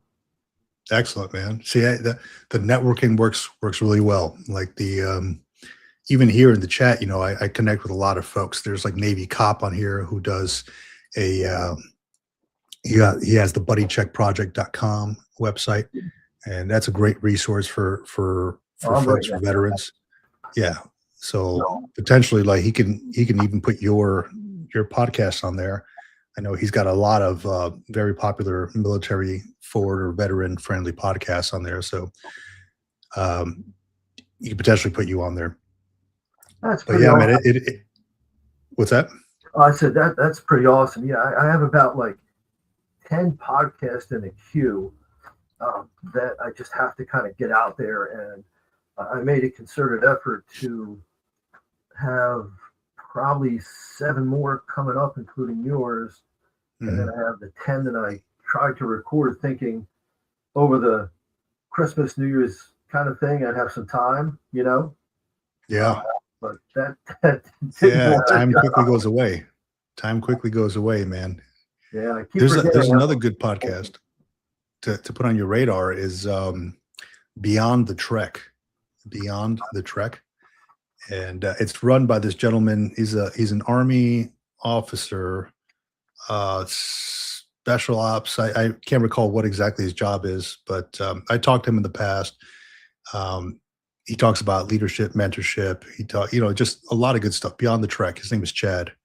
So I'm going to be on his podcast. He was on the military retirement podcast a while back. We got into some really good conversation. I thought, you know what? Let me jump on his as well. He asked me to. He was on a deployment. He just got back, I believe. So he's like, hey, let's start this up, man. Let's do something. I'm like, hey, why not? I got time. Oh, that's awesome. Yeah, a good buddy of mine, he's a master sergeant in the dog, and he bounces in and out of CONUS, So when he gets back, I'm looking forward to spending some time with him. We actually did some training together because among the other things that I do besides my full-time job after retiring twice, I have 3 businesses. So somehow I try to keep everything all going, and it gets difficult sometimes. But part of it, that training. You got a full-time job. You got 3 businesses, and you got a podcast. Yes. My man, you are busy. Yeah. How do you do it? Fortunately, it just got on to ASIS. They got the Operation Career Change with the OCC, which is great. What a great resource. If you haven't used it, it's a fantastic one. But they're building one now, building it out for law enforcement. And I was lucky enough to get picked. I want to be one of 3, and we're going to do a series of webinars for ASIS internationally. So that's going to be pretty cool. And ASIS, just explain to me what is ASIS? Absolutely. So if you know anyone that's interested in getting into the security field, especially like anybody who's I could say anyone for sure, especially in the Marine Corps, because you're always a leader no matter what position or rank you have. But if you have someone who's been an officer, who's been a E7 or above, gunny or above, they're really primed for looking at leadership roles within security potentially, if it's what their MOS and everything lines up. ASIS is the gold standard internationally for providing certifications. So you can go in there and you can get your physical security specialist, you can get your CPP, which is the highest standard certified protection professional. So there's different things. And the person that I befriended, he's a retired Army major, Eric Creedy. He was actually, I posted his thing on, it should be somewhere. You can find it on LinkedIn. But anyhow, Operation Career Change, if you're not familiar with it, I'll kind of go through, and ASIS has free resources. So anyone looking that you want to help out, that's looking to get into the higher levels, at least mid-level manager or more in security, ASIS will give those professional credentials. Well, not give, but you can earn them, through ASIS. Wow. Yeah, I had no idea that was a thing that existed. That's perfect. That's something that I can look into and potentially connect with folks on. I love that, man. Absolutely. When you start talking about leadership and mentorship, they go hand in hand, obviously. So someone who is a senior NCO, perfect for that. Someone who's been commissioned, outstanding. No better leaders than I've ever found have been in the Marines. So uh, I joke about that because when I run my leadership courses in the university, I invite the OSO Mhm.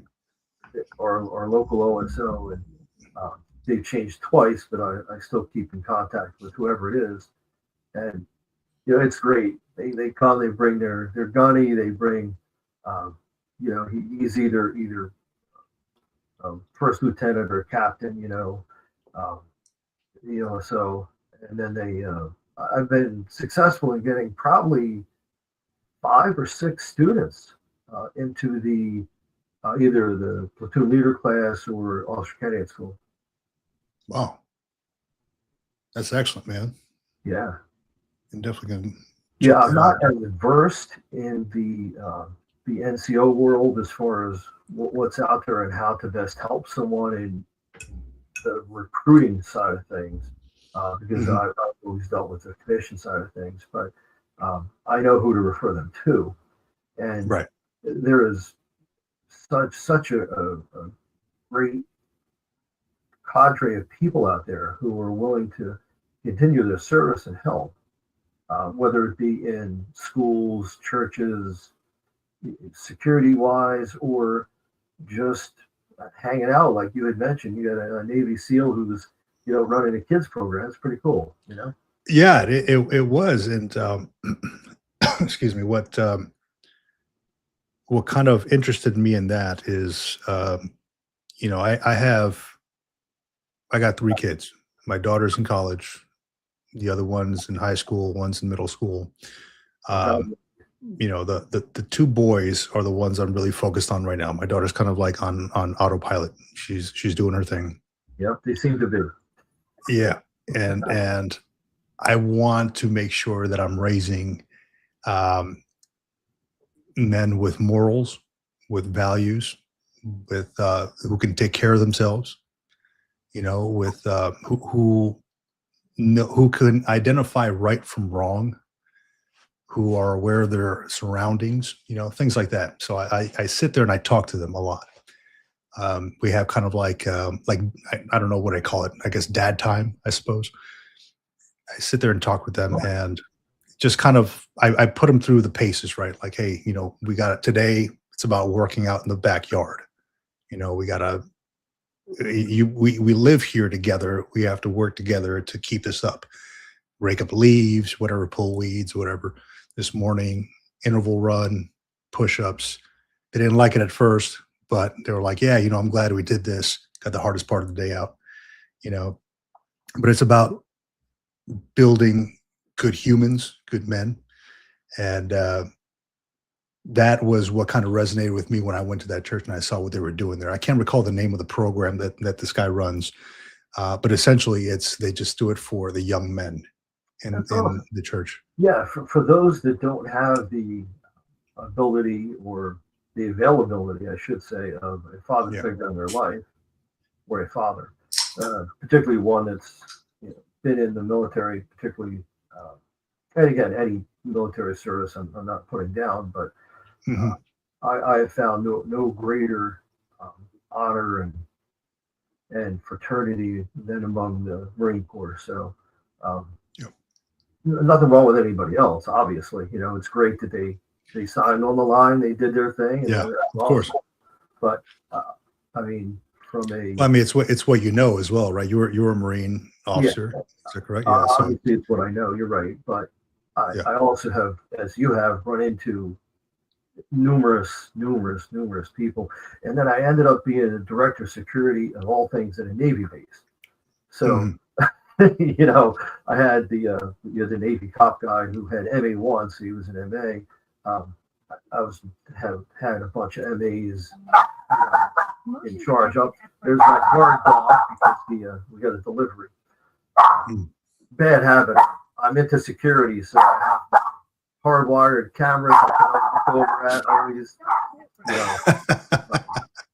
Because I preach it to schools, churches. I do free security surveys and just I'll give them a list of things.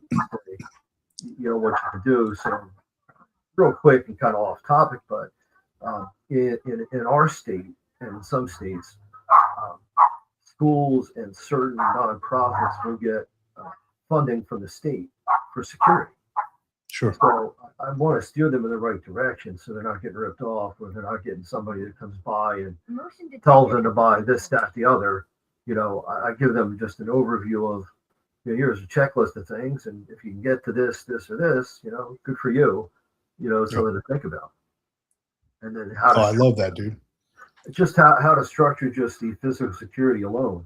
Because think about it, when you're at church, they're handing around, basket for money, right? So somebody has to be aware of where's that money going. And we also see on videos people breaking into churches and stealing things. So, and every time you hear the pastor or the priest or whomever say, all they had to do was come in and ask who would help. Mm-hmm. That's it. They didn't have to go in and steal it. Yeah, don't have to. And as you mentioned, it really comes down to, and I found through law enforcement, really the family structure, and through the research that I've done, and from the people that I've seen, it does come down to that sense of family and community. It does. It does. Yeah. So you instilling that into your kids is fantastic. Yeah, absolutely, man. And what, you brought us some good stuff about, the security piece. For a while there, I was doing, I was tasked with courtroom security, Okay. And I was doing that for quite some time. I would go around to like different parts of my region and different courtrooms in my region, make sure that everything's good. Like the judge has a way out and escape route through the back, that there's a button that's connected to PMO or the MPs, right? Should they need assistance, Yep. That everything's working, right? So I was kind of up to speed on that, and that kind of being in that realm, in that kind of job, heightens your awareness to things. And I recall I was in Hawaii at this point, so I had flown to like Okinawa to go check out their buildings and all that. And I was stationed in Hawaii, and I recall I was going to take a trip, so I walked into this camera shop. A lot of high-priced camera gear in there, very like hundreds of thousands of dollars just sitting on their counters. And when you walk in, the first thing you walk into is you open the door and you have a shelf in front of you, like this large top to bottom shelf, where you cannot see the person at the counter. They can't see you. So immediately I'm like, that's a no-no, because you can't see what's going on. They might want to move that shelf. I had a conversation with the manager there. I'm like, look, this is not like conducive. This is a security risk, blah, blah, blah. And they're like, who are you again?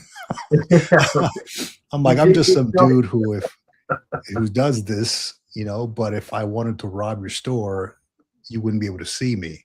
Yeah, you got cameras all over, but do you really have enough time? Cameras are great to document the violence and the robbery. Mm-hmm. Doesn't stop it. Cameras are not going to stop the violence, right? So, yeah, it's great. You can watch it later. I was just like, I would want to know if I ran that shop. There you go. Were you successful in getting Kevlar into like the judge's lectern type seating? No, so we didn't go as far as that. What did we have? Nothing like Kevlar, because we do have like metal detectors, and we do have usually when we have when we had court martials, when I was in there, there'd be MPs with the wands. There'd be the metal detectors, had to make sure that those were up to speed. And we had ordered some newer ones, right? Because the ones we had were a little antiquated. But as far as I know, like cell phones were left outside, so no real, as far as, at least when I was doing, no real need for like the Kevlar thing. I understand the need for that, in like civilian type of environments, but as far as like the military, because not everybody can get on the military base. Not everybody can get through the metal detectors without, something sounding off, pat them down if you need to, wants if you need to. So I didn't really feel the need, but I understand like you don't need to until you actually need to, Yeah. until something happens, right? I liken it to the embassies. I won't give away any secrets, but Yeah. there's a need. Yeah. And Yeah. our front gate, oh my God, just a real quick. I say it's funny now because thank God nobody got hurt or on the base that shouldn't. But here we have the front gate to one of the 5 logistical hubs of the Navy. So it was one of 5. They still exist, and there's only 5 of them throughout the country. And within this logistical hub, there's about 3,000 workers and different buildings and different things there. Anyhow, we had an admiral there, we had an Army general, and we even had a Marine Corps presence there, believe it or not. We had a lieutenant colonel who had some people there, but we had part of a U.S. Mint and some other infrastructure. So front gate, as you're very well aware, it's supposed to be 100% ID checks, right? You're supposed to do certain things, supposed to be able to touch the CAD card or the ID. We actually had them touch it because we wanted to make sure that they were doing that. Well, here comes the officer of the day, the CDO. He's going through the gate. And I'll make this up, 4 a.m, whatever it was, 400, and he's not getting challenged. And he's looking, and here are the 2 guys assigned to guard the gate. They both have their feet up on the desk, their boots off, weapons over here, and they're both out of it. And he's looking, and then I get a phone call at 0401. What the hell's going on here? I'm like, well, the only thing I can tell you is they won't be there tomorrow. Yeah. Other right. than that, yeah, the stories. Oh my God, it was challenging to get a. It was a civilian force backed up by the MAs. Yeah, I had. And were these the civilian guys that had their feet up on the? Yeah. Wow. Yeah. So we had they do a 85P position of public trust background check. So it wasn't anything too intensive, but to get them on, it was kind of hard. I had to do constant training and cut down the overtime and blah blah blah blah. But I was the director and the trainer at the same time, so that was an interesting 8 years. I usually contract for 5. But I got that extended to 8 years, which was good. It was a good little run. Yeah. At the same time, so it was like a government contract with your organization? It was a government contract, yes. Okay, gotcha. That's a whole different thing too. That's getting the contracts. Oh boy, yeah. So getting into SAM and getting into B first and SAM and I've gotten a few questions on that too. Go ahead. I help guys and gals get, start their LLCs and figure out how to get their designations through the state and through the federal government for, veteran-owned business or service-disabled veteran-owned business, whatever, because they don't understand the power behind that. They get bumped up to the top because 5% of contracts are set aside just for veterans. Okay. So you have a real good shot. Yeah. So I've only been on, I've done government contracts, but I've only been on the side of searching for things like services or like not actually initiating the contracts.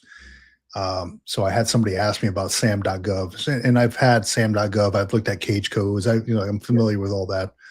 And I used to have to lock on a bunch of witnesses, some witnesses for these high level court martials, like forensic pathologists and stuff like that, would have their services, and they'd have, go into SAM, create cage codes, and then we'd have to bring them on, things like that. So it's a very intricate process. People get very frustrated with it very quickly. but I've only been on like the receiving end. I've never been on the initiating end. So potentially I might have some questions for you on that because I'm Oh, I'd be happy to help out because I'm Yeah. very familiar with the RFPs and you know, how to take that to fruition and get down to the best and final at least and get a shot at it. Yeah, absolutely, man. It's not easy. It isn't, No. especially when you're competing with all these other. Like we were looking at. I was a facilities director before I took the DRP, Deferred Resignation Program. I was essentially a GS-13 supervisory in a supervisory position. This past, in 2024 or 2025, excuse me, and. Oh, I was in charge of 6 naval facilities across the U.S., including a NASA facility, and that's when they brought everybody back to work, right? Like the Doge was like, "Hey, look, we want to let go of a lot of people, and we're going to cancel the teleworking, whatever, bring everybody back." Some of the buildings that we had in the Navy were just completely a disaster, right? It was like there was holes in the roofs. It was dripping down to the ceiling onto like these the actual desks. Like there was like puddles on desks and stuff, right? I was like, has nobody? Yeah. Yeah, it was behind closed doors too, because I mean, you would never go in there. There's nobody. It was like a skeleton crew, right? They're like, Vic, we got to bring people on now. This is my first month on the job. Never really got onboarded. Vic, we got to bring these people on there, big meeting and all that.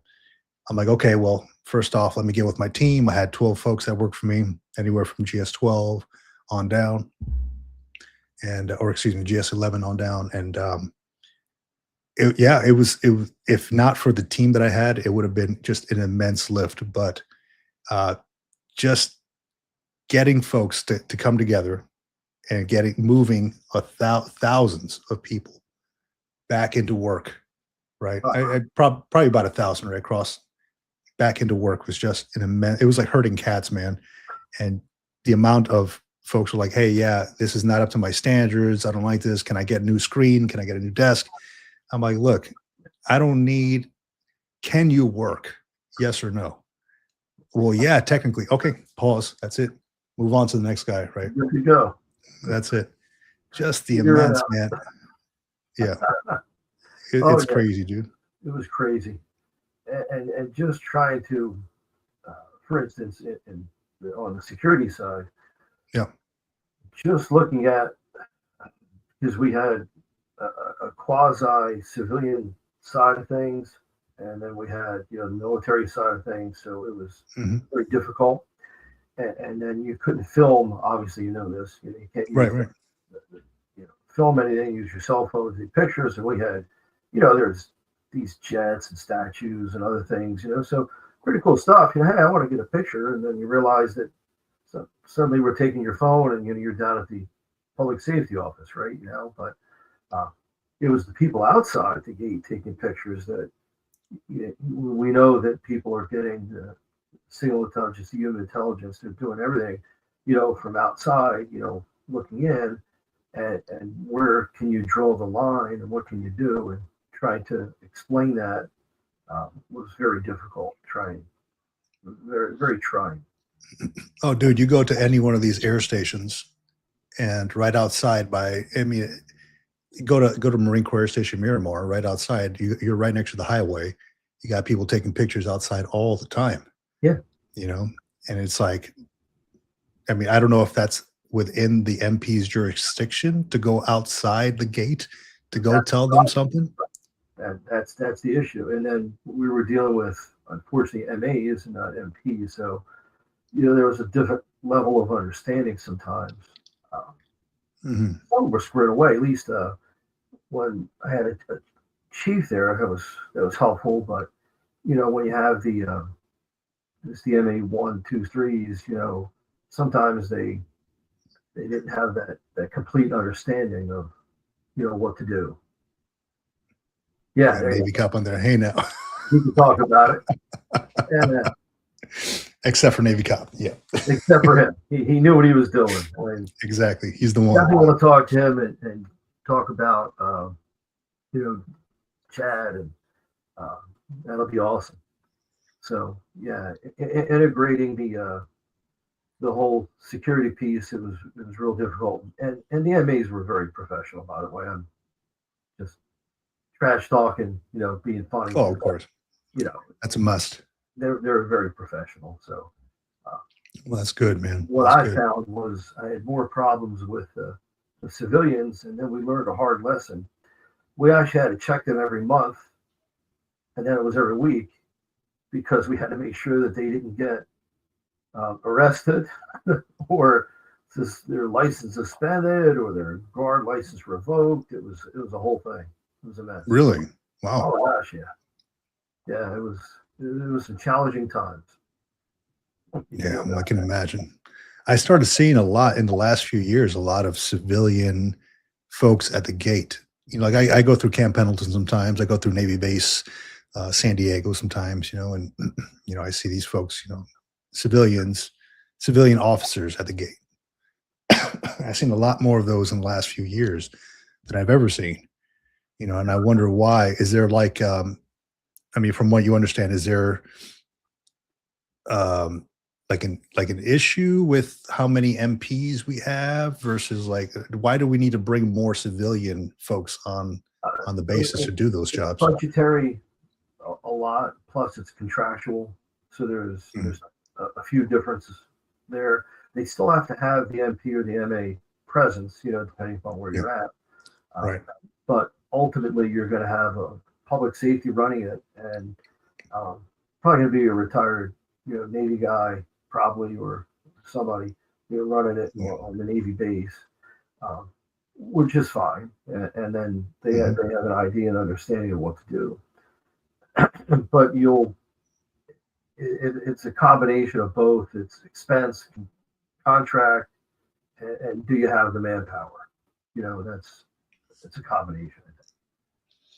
Yeah. I can see the manpower piece because they're all over the base, right? The MPs are all over the base. But I would feel like it would probably cost more to keep civilians on there than not. Just expand the. I don't know what the contract looks like. Yeah, so it depends on the contract. There's a prevailing wage, so it's actually very lucrative if somebody's interested in just being a security guard on a military contract. You're talking $30-some an hour plus to get health and welfare on top of it. So they're probably walking away with $35-36 an hour, just to start, which isn't bad. Yeah, it's not bad at all. No. Half the time I see these dudes in riding around the golf carts, Yeah. around the base.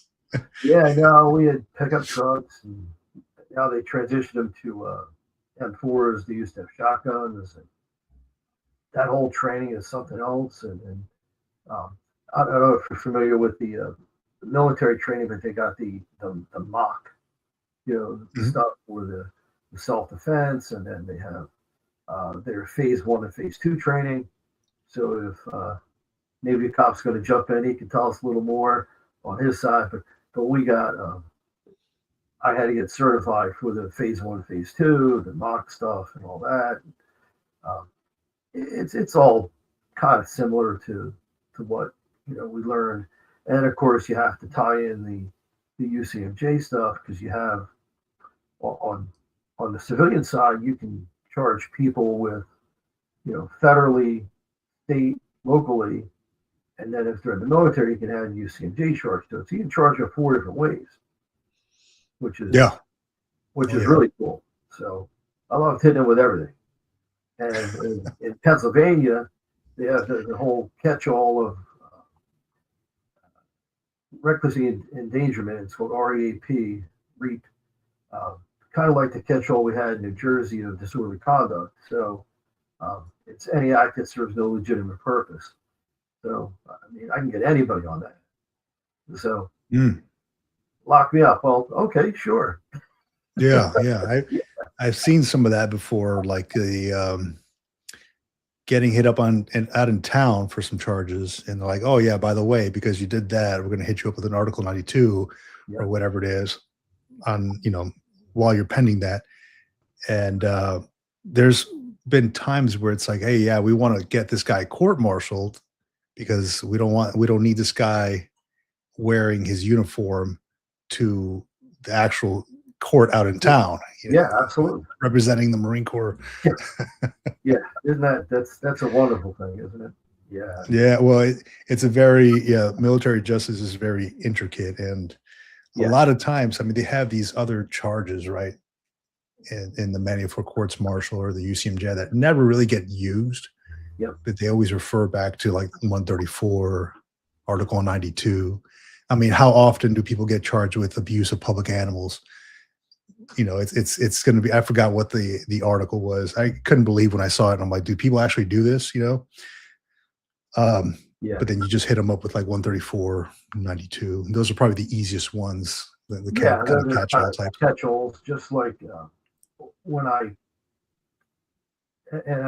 don't do defense work for officers that are wrong, but for officers that are right, I'll take the case. I do a lot of expert witness stuff. I don't say a lot. I wish it was more, but when I do get it, it's great.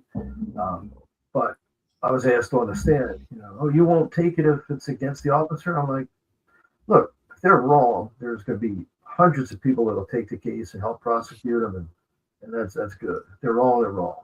But if they're right, they were unjustly charged, then I'll help them out. But if they're wrong, they're wrong. But I'm not going to be the one to put them away. That's on somebody. Right. And then different in the military. When you see it, just you don't want that. There's no good Marine or no good cop that wants bad people. You just don't want it. Mm-hmm. I want them representing, because as you just mentioned, they're not looking at James Jones, right? They're looking at Gunny Sergeant Jones. They're looking at somebody who is wearing a uniform as representing the military, or in the case of a police officer that gets charged, they're looking at the police in general. So right. Who doesn't know George Floyd, right? Right. Changed policing, and it's changed some case law even. So we had the 10th Circuit come out with a case that goes against what typically has been accepted as federal law for qualified immunity from the Supreme Court of the United States. So here's the 10th Circuit going against what has been case law for a long time, and now you have to navigate that when you're looking at that thing. So you always have to look at, of course, the state Supreme Courts, the circuit courts, the district courts. You look at everything, but when you do, and you see a case that comes out like what did out of the 10th Circuit, where they call it officer created jeopardy. I don't know if you heard that term. No. Use of force in law enforcement, but it's unfortunate when you expect an officer to know everything all at once, and you just can't process all that information. So if you get the opportunity to listen to the one with Dr. Marty Greenberg on there, I gotta hear. Really cool. It kind of hits a lot of the schema that you go through when you make. You've heard of the OODA loop, obviously, so that kind of translates from the military into law enforcement, and you're also making these split-second decisions, but the rules of engagement aren't as clear. So in the military, sort of easy. Here's your ROE, right? You know what you can't do. And on the law enforcement side, it's much more of a gray area. Yeah, I can see that. I watched some of these videos on like YouTube. Sometimes I go through these rabbit holes, right? And I'm like, okay, well, it's just kind of entertaining, right? It's like these guys who believe that they know the law like the back of their hand, and they're like, yeah, I'm not going to show you my ID. And it's these guys I'm like, you could have gotten around this whole issue if you would have just been like, hey, I got it, I was I may have been speeding. Here's my ID card. Can I go now? They probably would have got a pass, but because they want to make the issue tougher than it needs to be. And I get what they're doing. They're doing these videos to exercise, to show that they're exercising their rights, right? I got it. But it kind of, I can see both sides of it. Yeah, you want to know your rights. You don't want to get pulled over for nothing, right? But also, do you really got to give this dude a hard time? I believe that he's probably had like 10 of those people in the last week. He doesn't want to have to deal with this crap. I can see how it gets like overwhelming. So yeah, I think to add to that, the unfortunate thing that goes on is the sovereign citizen. So I don't know how familiar you are with what that is, but I've heard of it. I'm not too familiar though. So when you have these people who are doing the constitutional, challenges of my First Amendment right, I can be here, I can film, and yes, you can to a certain extent. No, you can't to a certain extent. Depends on what's going on. You can't interfere with the active investigation, but they don't also realize that you could turn around on them. Well, now that you videotaped it, now we need your camera, your footage for evidence. So you can lose your phone for 2 years. How about that? Right. So I don't know. I had to spend $800 on my phone. Yeah, it's pretty expensive. That one. But you're right. People do it, and especially like with these people who are the 2A people. Again, look, I come from New Jersey. We were one of the 5 toughest states.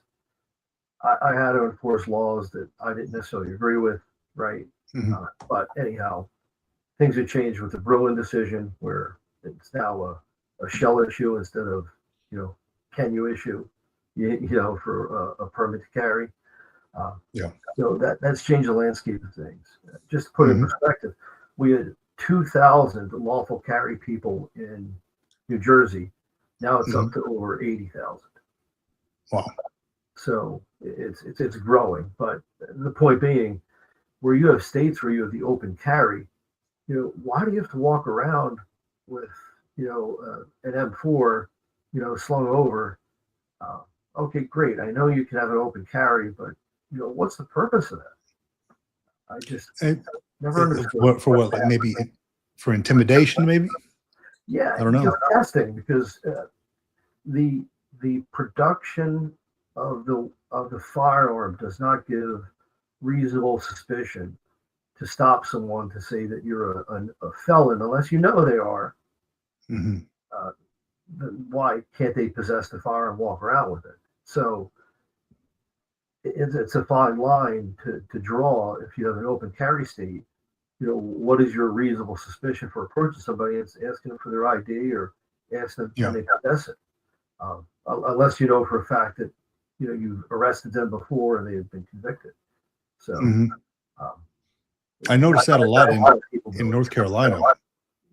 When I was stationed out in North Carolina, I remember going to like the Walmart and seeing the folks with the guns in the holsters, right? I had not seen that before. Before that I was in Japan, for 3 years. I mean, there's like nothing out there. But then going from there to North Carolina, I'm like, holy shit, this is, my kids even asking like, Dad, why does that guy have a gun? I'm like, well, because he can do that. Yeah, he can do that. Totally different culture. Yeah. It is. But that was kind of like the same here, California, New York, Maryland. You had 5 notorious states that were really anti-gun.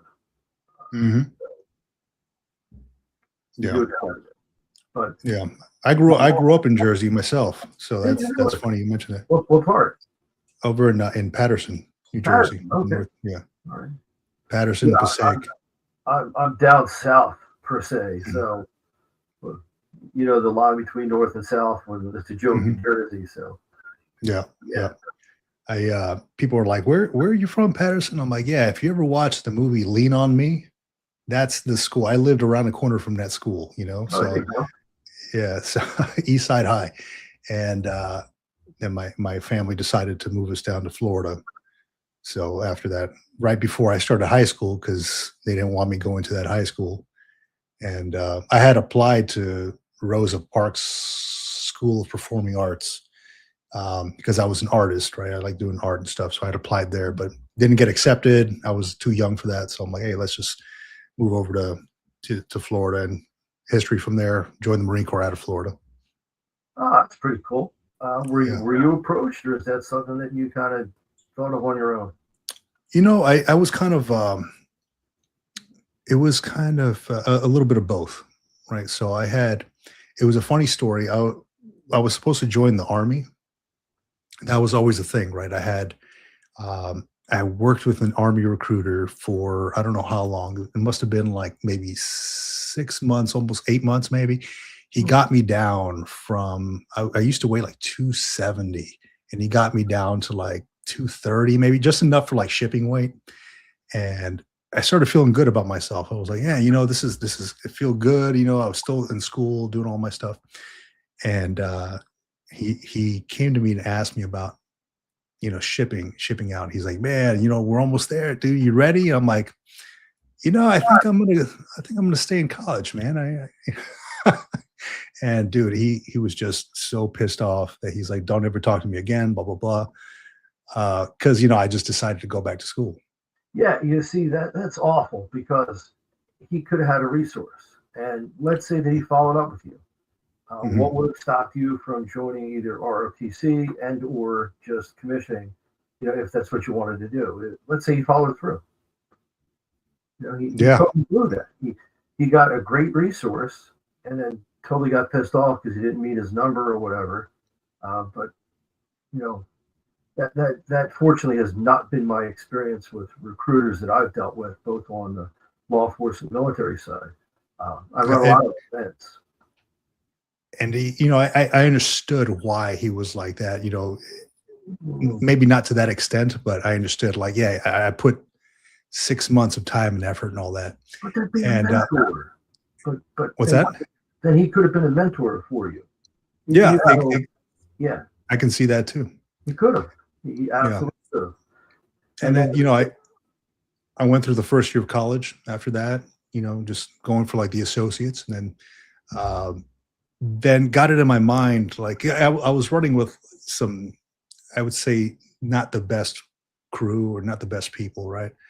I just recall my parents being just very, always argumentative about who I hang out with, hours I was out. Yeah, as you know, many teenagers do, you know, and I was very rebellious and things like that. And then I walked by a Marine Corps recruiting station, and I recall, you know, the guy talking to us in the high school, and I'm like, hey, let me just pop my head in there just for some information. And then they call me back. I was like, maybe it's not for me. Then they call me back, and I remember the recruiter on the phone. He's like, hey, you ready to join up? You know, the Marine Corps recruiter. And I'm like, I don't know about it yet, man. I'm trying to do my school and stuff like that. Blah, blah. I had a lot of stuff in the shoot, you know. And the Marine Corps recruiter tells me, you know what? You sound like a whore. And I'm like, what? I've never had anybody talk to me like that. He's like, you just want. You never want to give, whatever, you know. And I was mad about that. And I was like, you know what? Forget this guy, you know. And he called me back a few weeks later or whatever. And I'm like, yeah, you know what? I'm thinking about it, whatever. Let's see what you got. Let's see what you got. And then after that, I went in his office, and, you know, the rest is history. He's like, hey, I want to travel. I was like, my big thing was I wanted to get away from the area I was in, the people I was around, because I saw no good coming from that. So, you know, identify that. Yeah. And I really wanted to go to California. I told him, he's like, dude, we got Camp Pendleton, we got Miramar, we got 29 Palms. He's trying to sell me 29 Palms like it's a great thing, right? He's like, yeah, that's a great. He's like, you get to do some awesome training on 29 Palms, blah, blah. I'm like, that part's really? Other than that. Yeah. I'm eating all of it up, man. So yeah, what MLS did you end up? Military justice. They used to do that as a little trick sometimes. They used to promise that you're going to get the MLS you sign up for. Yeah. It was so I wanted to do I initially wanted to do like intel, counter intel. And then he was like, it's like a 6-month ship out date and all that stuff. And they're like, we have like military justice open if you want to do that. I'm like, okay, let me try that out. Okay, so I'd be interested in becoming a lawyer. What's that? So you start with military justice. Okay. Yeah. So I did that. And that's what I did my whole career, really, just kind of work my way up. And went from enlisted to chief warrant officer, and did investigations, and just I did a lot of administrative separations. So I was in court a lot against like these defense counsels, advocating for the government on why they broke the UCMJ, why they are facing the charges that they were facing. You presented in front of a panel of members and all that. So I had to get comfortable real quick because I was never into like really public speaking. So I had to get real comfortable real quick because I was always there speaking in front of people, presenting the case, things like that. So it really good MOS for getting out there, for learning, for seeing really the good and the bad of the military. You see some of the best folks, you see some of the worst cases. I think the investigations piece kind of opened my eyes a lot to a lot of things that I didn't realize that military service members did or could do or were capable of. That was really eye-opening. There's one case that actually I think the guy wrote a book. He was a colonel. He was arrested for, he was a full bird colonel, went to go stay with a family friend of his who was this major in his family, and the daughter mentioned that she was the dude was like touching her, and then he got they called the cops, the MPs, they got arrested and all that stuff. This dude was in the brig for so long, and it come to find out that he was just they just threw out the case. I don't know exactly what happened. I just saw it on LinkedIn. Somebody had put it on there. I was like, oh shit, I remember that case. Exactly. I remember taking a tour of the brig, and when you walk in the brig, the people in the brig have to stand in front of the little window to kind of show their faces when the brig guards come in. I'd never seen that before. I've not been in the brig before that, as I was taking the tour. And I saw him there. I'm like, dude, this is a full bird colonel there. Yeah. In the brig, standing there, taking orders from a lance corporal, sit down or, have some chow or whatever. Yeah. So it was pretty incredible. Let me see if I can find this guy's name, because he wrote some kind of an essay or a book saying how he was wrongfully accused or something. Yeah, and maybe he was, maybe he wasn't. A lot of if it just resolved now, so things have changed, interviewing techniques and what you could do and evidence, and also who you blame and how you get the evidence. It used to be totally unfair against the victim. Now at least it's more victim friendly. There's a lot of victim services. I did a lot of interviewing. I'm pretty proud of my case closures. When I was on the street doing interviews, and before you get into the administrative side of things, and then you have to do other stuff. But actually, my favorite time was when I was in the fugitive unit. So I got to work with on the task force, and got to work with the marshals, and it was pretty fun. Yeah, that sounds great. That was a fun time. Yeah, let me share this here real quick. I'll put this up on. Dealing with those kind of cases was always something. And then this one was interesting. This is the guy right here. Corps makes retirement decision on Marine colonel whose child sexual abuse conviction was dropped. Very interesting case, Colonel Daniel Wilson. I'll have to go back and read about that. But this dude was like, apparently he was like a badass, but he did a whole lot of stuff in his career. And then all of a sudden all that happened and they dropped the case for some reason. So yeah, you got to think, is it sometimes, is it real? Sometimes is it not? So Yeah, it's bottom line. his word against the family's word and all that. So It's tough. I hadn't visited that one in a long time. I'm gonna read the case on that one. Curious. Yeah, about I that. wonder if he was grooming her, if there were signs, if there were things, because as you know, these sexual assaults happen from people that are either friends of the family or the family. Right. Yeah.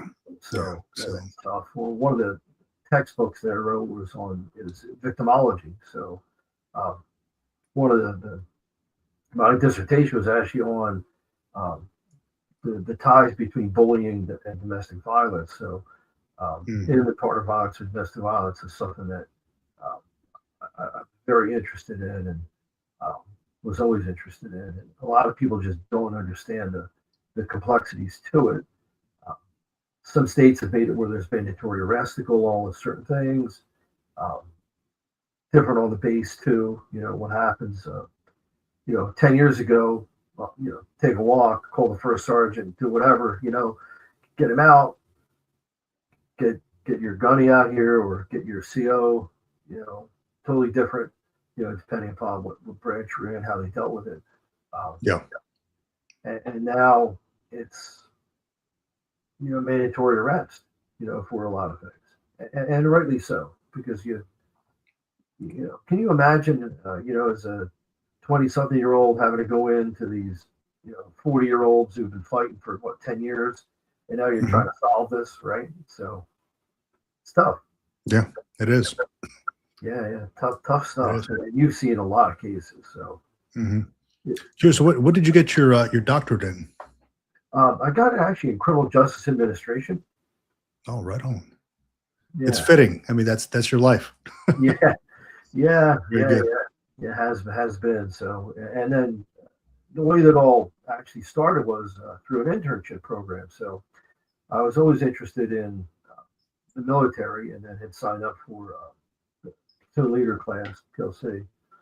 So went through OCS and all that stuff. And as I'm doing that journey while you're in school, I also fortunately had to do an internship, and I did that with the police department, and they kind of liked what I had to offer.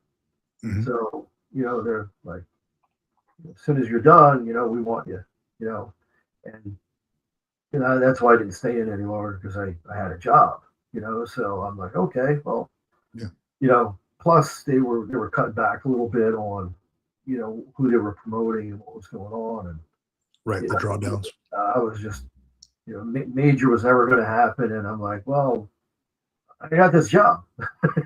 So I'm like, cool, so I kind of took that with me, and that's I'm co-chair of our internship program, and I'm chair of our internship on all satellite campuses. So I kind of give back, because I think that made a huge difference in my life. Was not only the military, because I exposed the students to that. I bring in the OSO all the time. I'm trying to expand. It's tough. I'm trying to bring the Navy and the Army in, trying to and pull myself to it. But when you just talk about leadership, it just hits home. Again, nothing wrong with what they do, and they're great at it, and they have great leaders. I mean, Colin Powell is one of my absolute favorite people in the entire world as a leader. So nothing wrong with it, but I don't know, the lessons that I learned in the Marine Corps of how to be a leader just stuck and resonated. I think that follows through right from your squad, your fire team leader, even on up. Yeah. As a young lieutenant trying to lead a platoon to get my own rifle company, and right, understanding how to use your resources and lean on the NCOs that actually knew what the fuck they were doing. Yeah. That's right. Now you had to learn, right? Yeah. So you have to learn how to be a good leader, and you always lead from the front, and That's right. that's what I love the best. I want to ask you, Jeff, what and not to put you on the spot or anything with like books or what you're reading or anything, but have you read anything that really like was kind of eye opening as far as leadership or maybe something you can recommend to me or maybe somebody in the audience here? Because yeah, I mean, you're well When I versed in this talk, stuff. I use profanity I should not have. So No, you're all good, man. yeah, sorry about that. I try not to. Sometimes it's the Marine and the cop that comes out. So It's all good, man. I No try worries. not to. You know that. We try not to. I actually recommend the book by Covey, who really talks about management and leadership. Uh, that's a really good one. You ever heard of his Yeah. book? Love that one.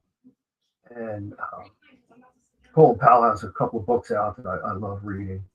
Talks about leadership. The other one that for lessons learned or how to kind of impart leadership and working together, believe it or not, the 9/11 Commission book. It's free. It's free download from the government. Senator Keene was the chair of the 9/11 Commission, and they wrote. It's a 600 some page book that I've assigned a couple of times, but that really kind of opens up your eyes as to how working together is so important, and it delves into a little bit about the failure of leadership. I think that was an eye-opening read. And it's real life stuff. Yeah, I've not even looked into that. I mean, I'm obviously I know about 9/11 and all that, but I've not looked at that commission It's book. literally called the 9/11 Commission, and it's by Senator Keene. He was the main author of putting that together. But it's a free download from forget what government entity houses it, but you can just download it for free. Yeah, I'm sure I can find it real quick on Google. That's awesome, man. I'm gonna have to check those that out. And then, of course, if you're interested in the dynamics of victimology, I'll recommend my book. No, I'm kidding. No, really. What's the name of it? Tell me. Oh, it's called Victimology Handbook, I believe. Let me see, because I have three. Oh, pardon me. Yes. Victimology Handbook. And then I have my internship manual, which has been refined over the years. It's in its third iteration, ninth edition, but third iteration of mine. Wrote that with my mentor.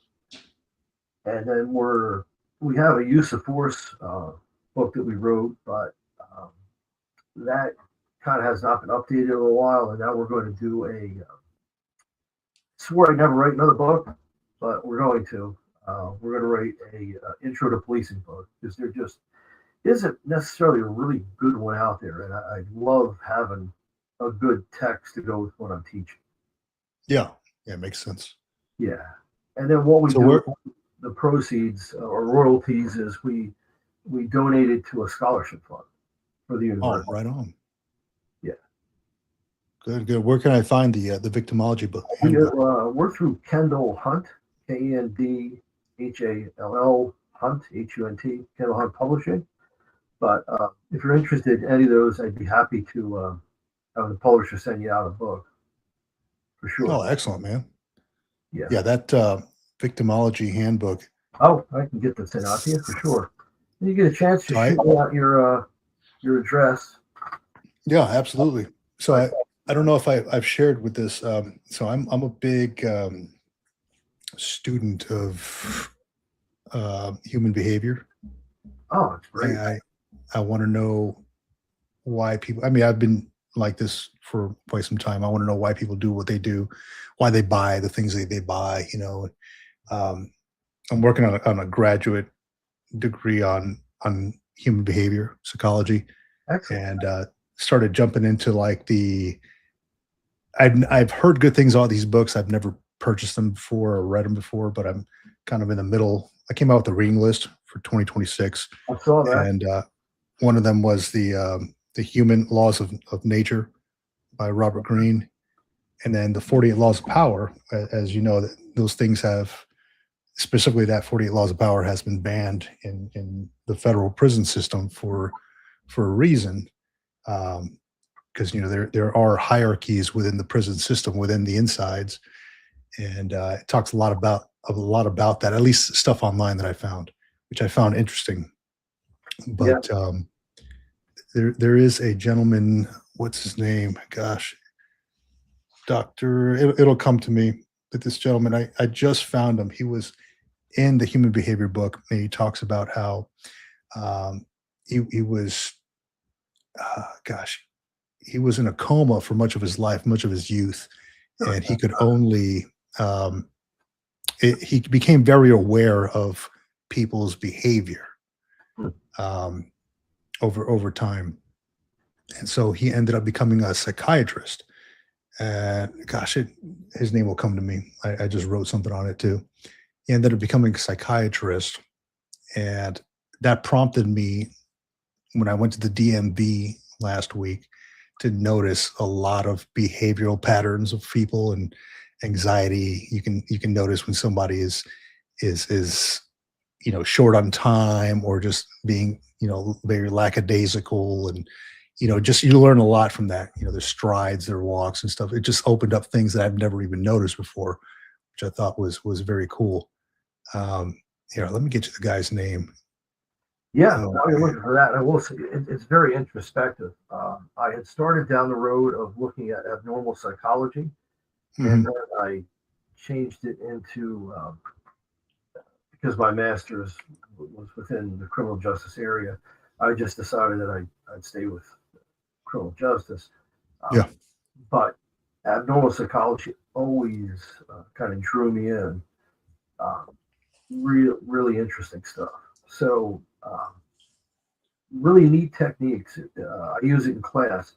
If you've ever seen the A&E show called Interrogation Raw, I've heard of it. Yeah. If you ever watch it, really interesting. There's one in particular. It's good for veterans because it's the VA. She was a mass murderer. She killed she tried to kill 10, but she was successful 9 out of 10 vets in a VA. I forget where it was located.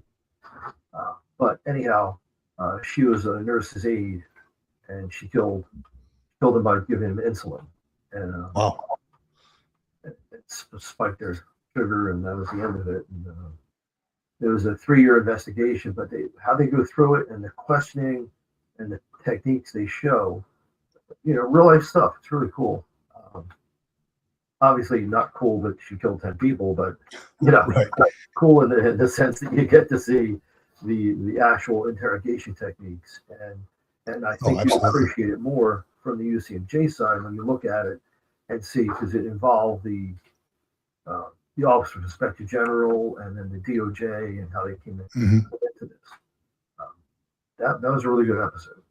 Yeah, I'm very interested in that stuff. Like I've had to ask questions to witnesses, regarding things. So I've had to interview folks when I'm doing investigations or helping the investigating officer in, aiding them in doing their investigation. So I'm very.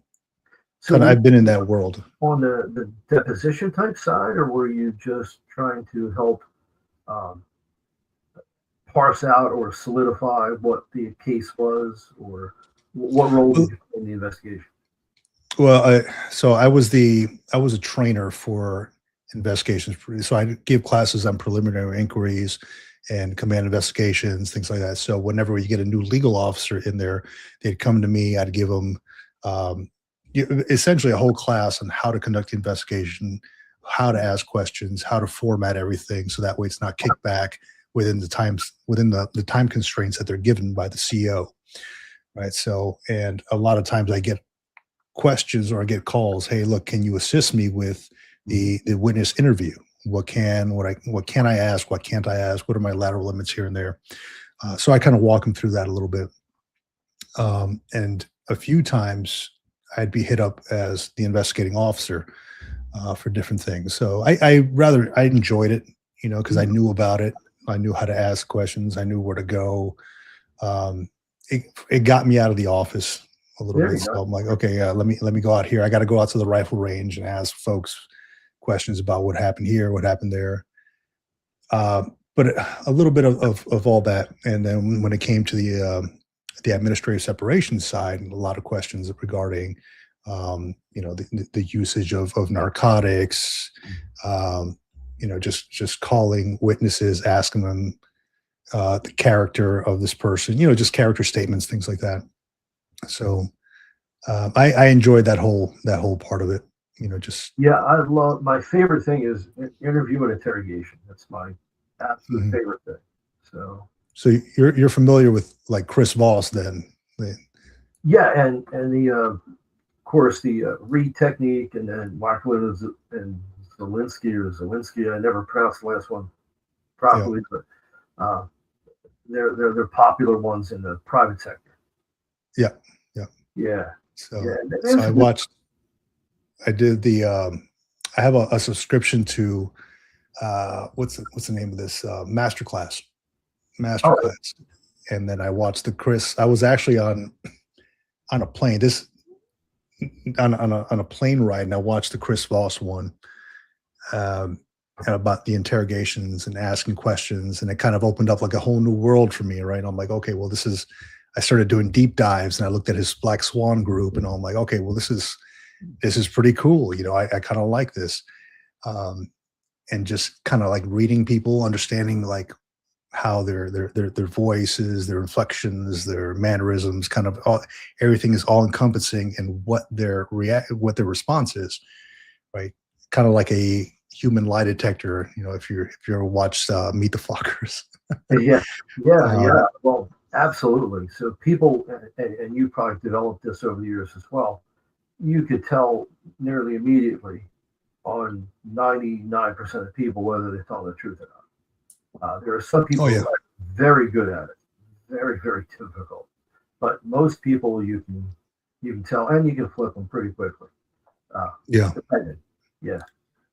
And there's so many different interview techniques. Depending upon what we're dealing with, I like a cognitive interview. hmm I take them from the end to the middle, and then the front to the middle, and then see if we get the consistency or not. Uh, so that really, the cognitive interview is very, very good to see. A, it helps them with recollection if they're truly a victim. yeah, But B, if they're lying, you can catch them at it pretty easily, because the easiest thing to remember is the truth. Hardest thing to remember is a lie. So it makes sense. yeah, yeah. Because once So you start lying, you got to build up another lie just to cover that one. So you do. You can tell when you catch them, and then how you just set up the room, knowing most of the answers ahead of time is things you already know. But if you ever get to watch that interrogation raw, you'll kind of see it. They hear them explain it in different ways, like from different agencies, and they have everything from local, state to federal. They don't show the military side of things, which I wish they would, because that would be pretty Mhm. cool. So that would be something to really think about down the road if you're looking at your at some point, if you have to write or defend a dissertation, or if you have to do some sort of thesis for your master's. Something that I think would be interesting would be how to approach it from the military perspective of Yeah. psychology and interviewing. That's pretty neat. Yeah, it is. That's very interesting to me. Very. The So what are you thinking that you're going to do? Do you have to do a thesis, or do you have a non-thesis track that you can take? Oh, dude, I don't know yet, man. It would probably be something regarding like our surrounding veterans. I don't know yet. Um, I'm constantly writing different things down and trying to connect things, and my mind kind of goes all over the place. But I don't have anything set up yet. I'm just starting the graduate degree, so I think I have a little ways to go before then. But I should probably start thinking about it. Well, definitely a resource if you'd like. Awesome, and I appreciate that. And the doctor's name that I read on was Dr. Milton H. Erickson, and yeah, Okay. He has a very interesting story. It's cool. Is that on He's, your list? Because I have not looked at your list, but I have seen that you would put it out. no, so Right. not one of his books, but I came across his story in that Laws of Human Nature by Robert Greene. So he's got about 2 pages on there about his childhood, about how he came to be, how he became a psychiatrist, excuse me, and how he would help people with their own issues. Like they would walk in to his office and he would make them walk back out and then walk back in and look at their gait, look at the way they walk, and or the way they would sit. Mhm. And somehow, some way, he would like. There was one story where he asked lady like how long just by her walking in, her sitting down. He's like, so how long has it been since you've been having an affair? And she's like, what? How do you know? He's like, well, the way you're sitting down, just the way he kind of puts the pieces together. It's interesting. Uh, Yeah. yeah, it is interesting. I'm like, that sounded a little weird to me, but I'm willing to read more about it because it's interesting. That is interesting. Yeah, just setting up the whole process is what I found. Yeah. I think the pre-investigation, how you set it up and how you develop the rapport Mhm. is, to me, has always been key. Yeah, That's what I've always focused in on. Yeah, absolutely, man. but I'm looking forward to checking out your books. I'm looking forward to um, our podcast on the 6th. Yeah, man. Yeah, thanks for the shout out on your show there. I appreciate it. I'm glad Oh, that I got sure. to stop Anytime. by. I did not anticipate my wife's going to say, "What were you doing all this time?" Well, hey, I was talking to Vic, so I'm good. I'm good. Yeah. I appreciate your time, brother. Really. It was, Oh, absolutely, man. Anytime. So I do these live streams a few times a week. Um, I've been kind of on the fence about doing them on Saturdays, but I figured, well, like I don't really have anything else going on Saturday. I do my PT, hanging out with the family afterwards. But usually it's I started Monday and Wednesday, but I think I'm going to be doing it on Wednesday now. now, are you on Ev- Pacific time? yeah. So I'm over in California, so probably about 9:30 Pacific Pacific time. So I think it works out for me, and it's usually what 9, 10, 11, 12. So it's like noon around your Yeah. time. A lot of folks just kind of listen in while they're at work. I've had folks call in while they're working. One gentleman works at Walmart as a security officer there, and he calls in every so often to talk. So That's really neat. yeah, very cool stuff. Yeah, Just to connect. I love how you're connecting with people. I mean, I really found it so interesting that um, just by Pedro being a little persistent of, hey, come on, just stop in and check it out. And I'm like, okay, I'll find the time. And then he gave me a saying that I'm using now. There's 168 hours in the week. You find 1 hour to come and do this. And I'm like, damn it, I can't argue against that. Okay. Like, Yeah. yeah. So I give him props on that. And then he's introduced me to quite a few people. And I also saw the care and the empathy that he has, as do you, with the people who are in need. And it's just so fantastic to see, because as we go through the military, as we go through law enforcement, we tend to be cynical and tend to think that it's this one way of doing things, and then to see the other side of people who just want to continue their service and want to help, and it's really, really nice. It's great because when I have students come back to me and say, hey, you've helped me, or for example, not that I've ever exceeded the speed limit, okay, but let's say that I got pulled over and trooper came up and, hey, Dr. Schwartz, how you been? And that I would have got my job if you didn't have the state police recruiter come in, or if you didn't have so and so, and like, wow, that's really cool, So, and I'll brag about this, and you can't see it, but I'll put it up here a little more. There is my, well, that's my DI hat but that from the police, but that's the Marine Corps stuff you can see over there. But that's the 250. But that one right there, that's an award I got from the entire university out of 3,000 professors for service. So I'm really proud of that. And I got 2 awards that we could get from our college for service and for teaching. So I'm pretty proud that that stuff got recognized because students wrote in, and they made fun of me at the one award. They said, you had a 30-page application. And I'm like, we get 3-page applications. I'm like, well, so many people wrote in, which is really nice, to say how I've helped or what I've done. And that was really, really resonated. So, yeah. And that's the kind of stuff that you and Pedro and a few other people are doing, that you're out there helping, you're saving, literally you could be saving somebody's life by just talking to them. Yeah, well, I appreciate that, man. It really is all about connection with me.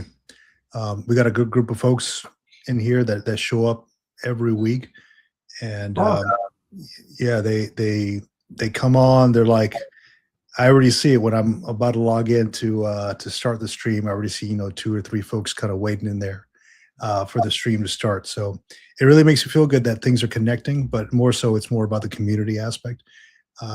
Just knowing, I always share, hey, let's do the buddy checks, and like Navy Cop has the buddy check project in there.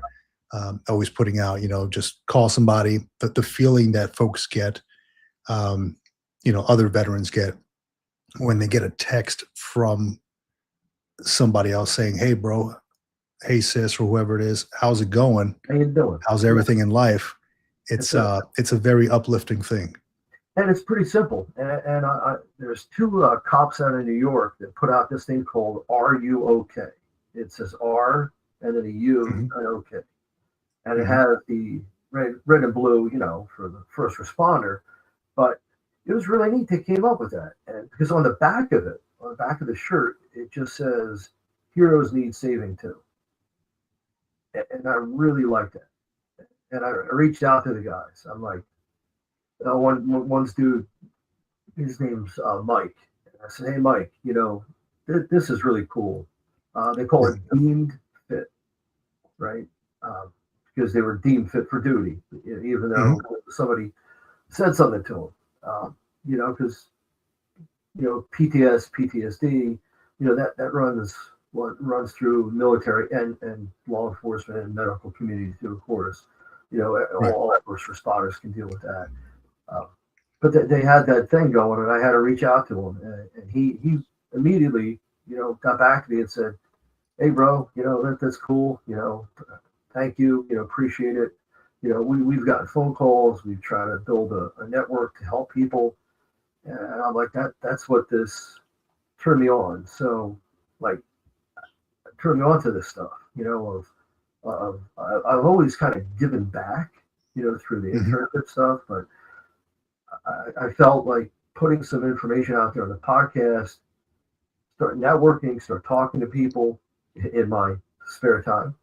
So, I really think that was important. And what you do and what I've seen you do and what I've seen Pedro and a few others really is just absolutely fantastic. And you'll never know if you save somebody's life. Sometimes you will, because they'll tell you. But that's what it comes down to. It's literally you can change the course of somebody's life or save somebody's life, and that means something.